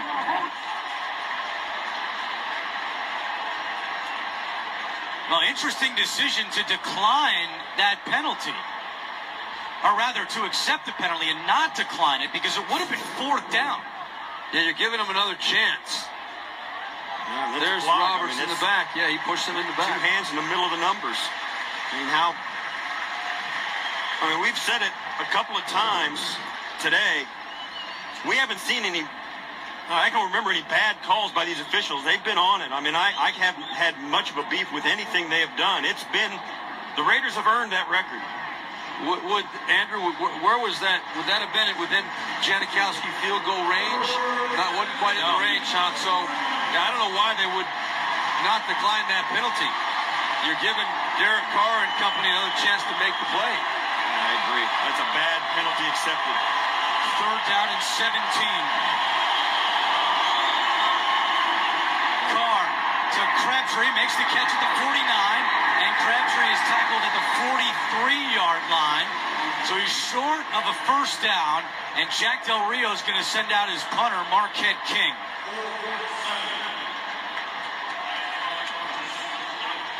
So from there, it would have been a 61-yard field goal. Janikowski has already missed twice today from just outside 50. Now, last week, there was a bad snap on a punt. Marquette King scooped it up, ran 27 yards for a first down. Humphreys back deep. King punting, trying to pin Tampa Bay deep in their own end. Bounces at the 10, and it's down right around the 10-yard line with 4:43 to go. And the Tampa Bay offense will go back on the field, only needing a field goal to win the game.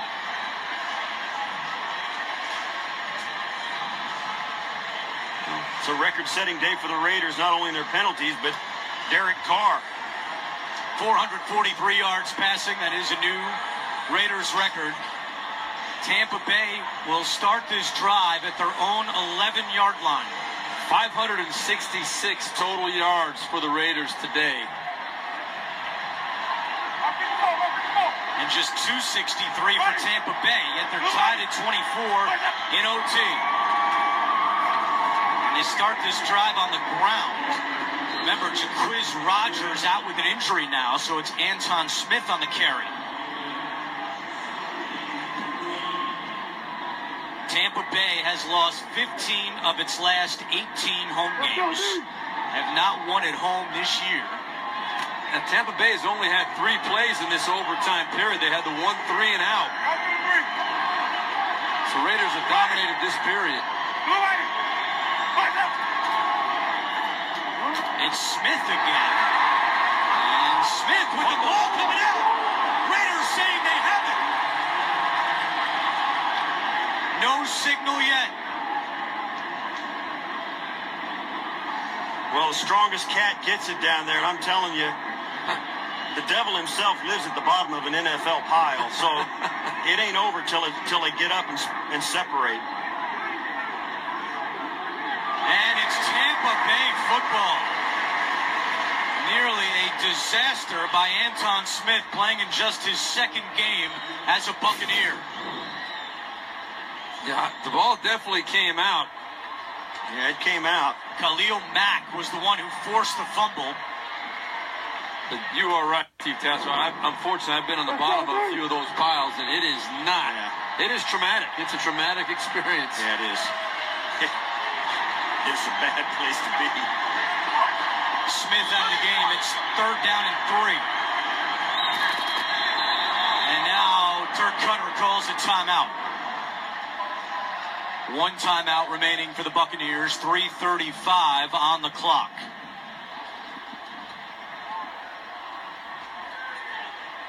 Jameis Winston today, 16 of 31 for 180 yards and 2 touchdowns.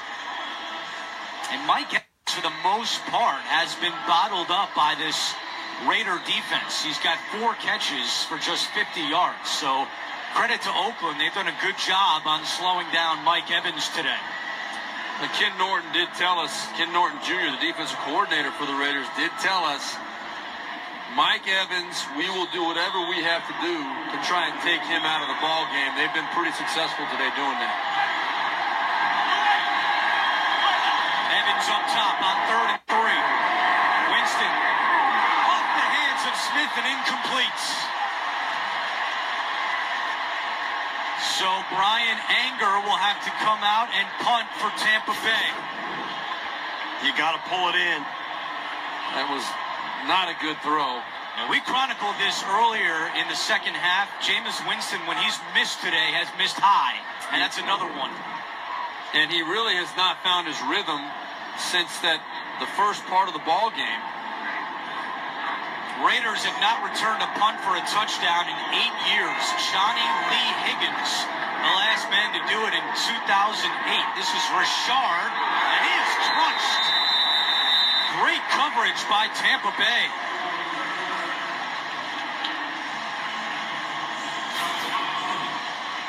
Well, looks like the Raiders have one last chance. Nice play. Josh Robinson. Josh Robinson, who, as Dirk Cutter said this week, has really set the tone as a gunner on special teams for Tampa Bay this year. Comes up with a big tackle.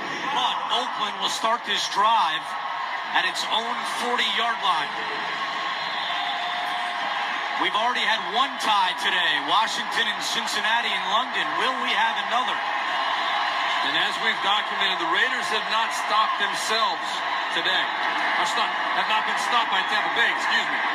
Carr, and a nice catch out of the backfield by Latavius Murray, who stretches forward for a first down.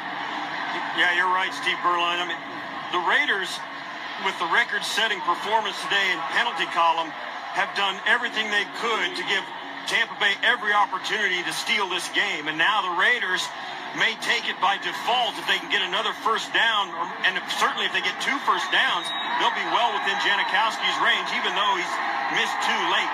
You saw the note, we've never had 2 ties in 1 week of an NFL regular season.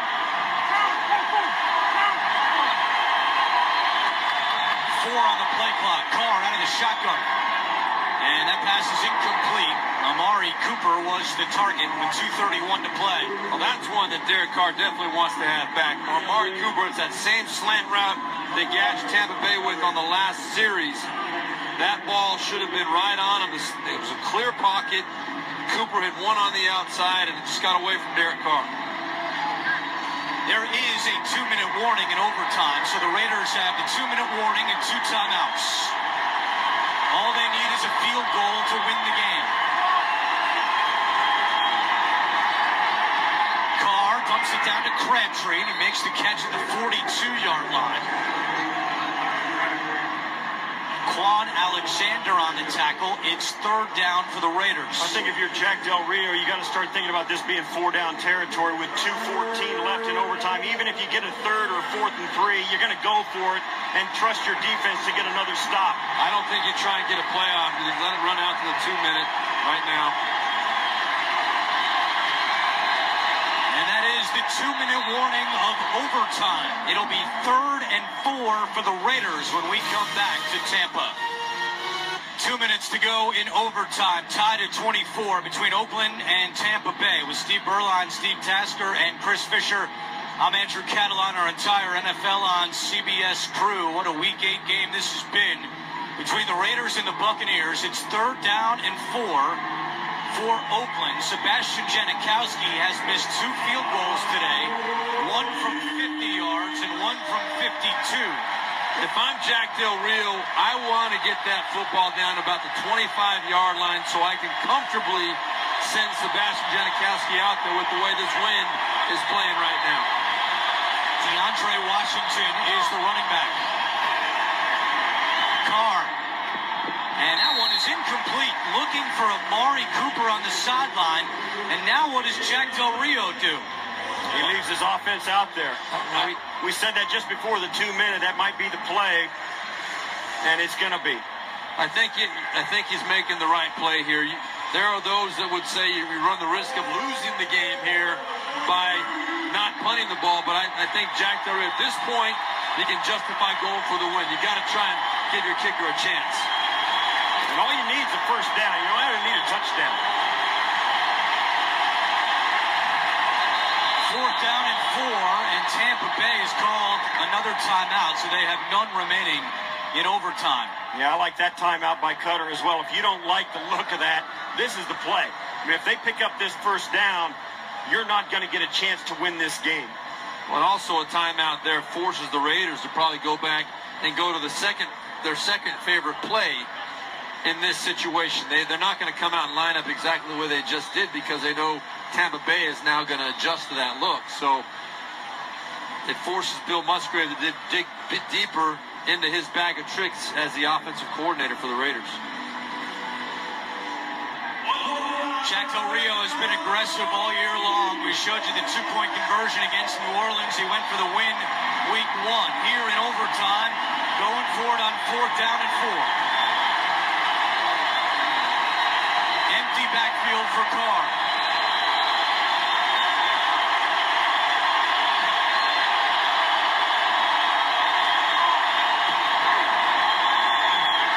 Carr to Roberts. He's got it. It's still on his feet. Roberts. Ball game. Raiders win. A 41-yard touchdown. And for the first time since 1977, the Oakland Raiders have started 5-0 on the road and now 6-2 overall.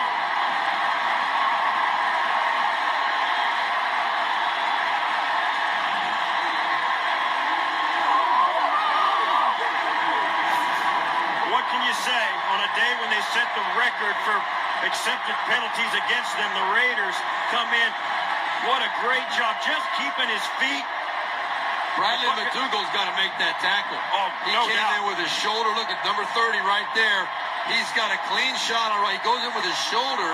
Hey, knocks his own man off the tackle. He gave him the whole chicken wing. He just kind of flipped it out there. You got to wrap that up and pull him down, and that's a happy bunch of Raiders right there. They know they were in a deep hole that they dug themselves. Derek Carr, what a job by him. A franchise record passing yardage day. 513 yards passing for Carr, a new franchise record. As a team, Oakland has tied the record with 626 yards of offense, and they are now 8-0 when Seth Roberts catches a touchdown in his career. For Chris Fisher, Steve Berline, Steve Tasker, our entire crew, this is Andrew Catalan saying so long from Tampa. Coming up, the Subway postgame show will take you back to New York for all the scores and highlights. It's all coming up right after this.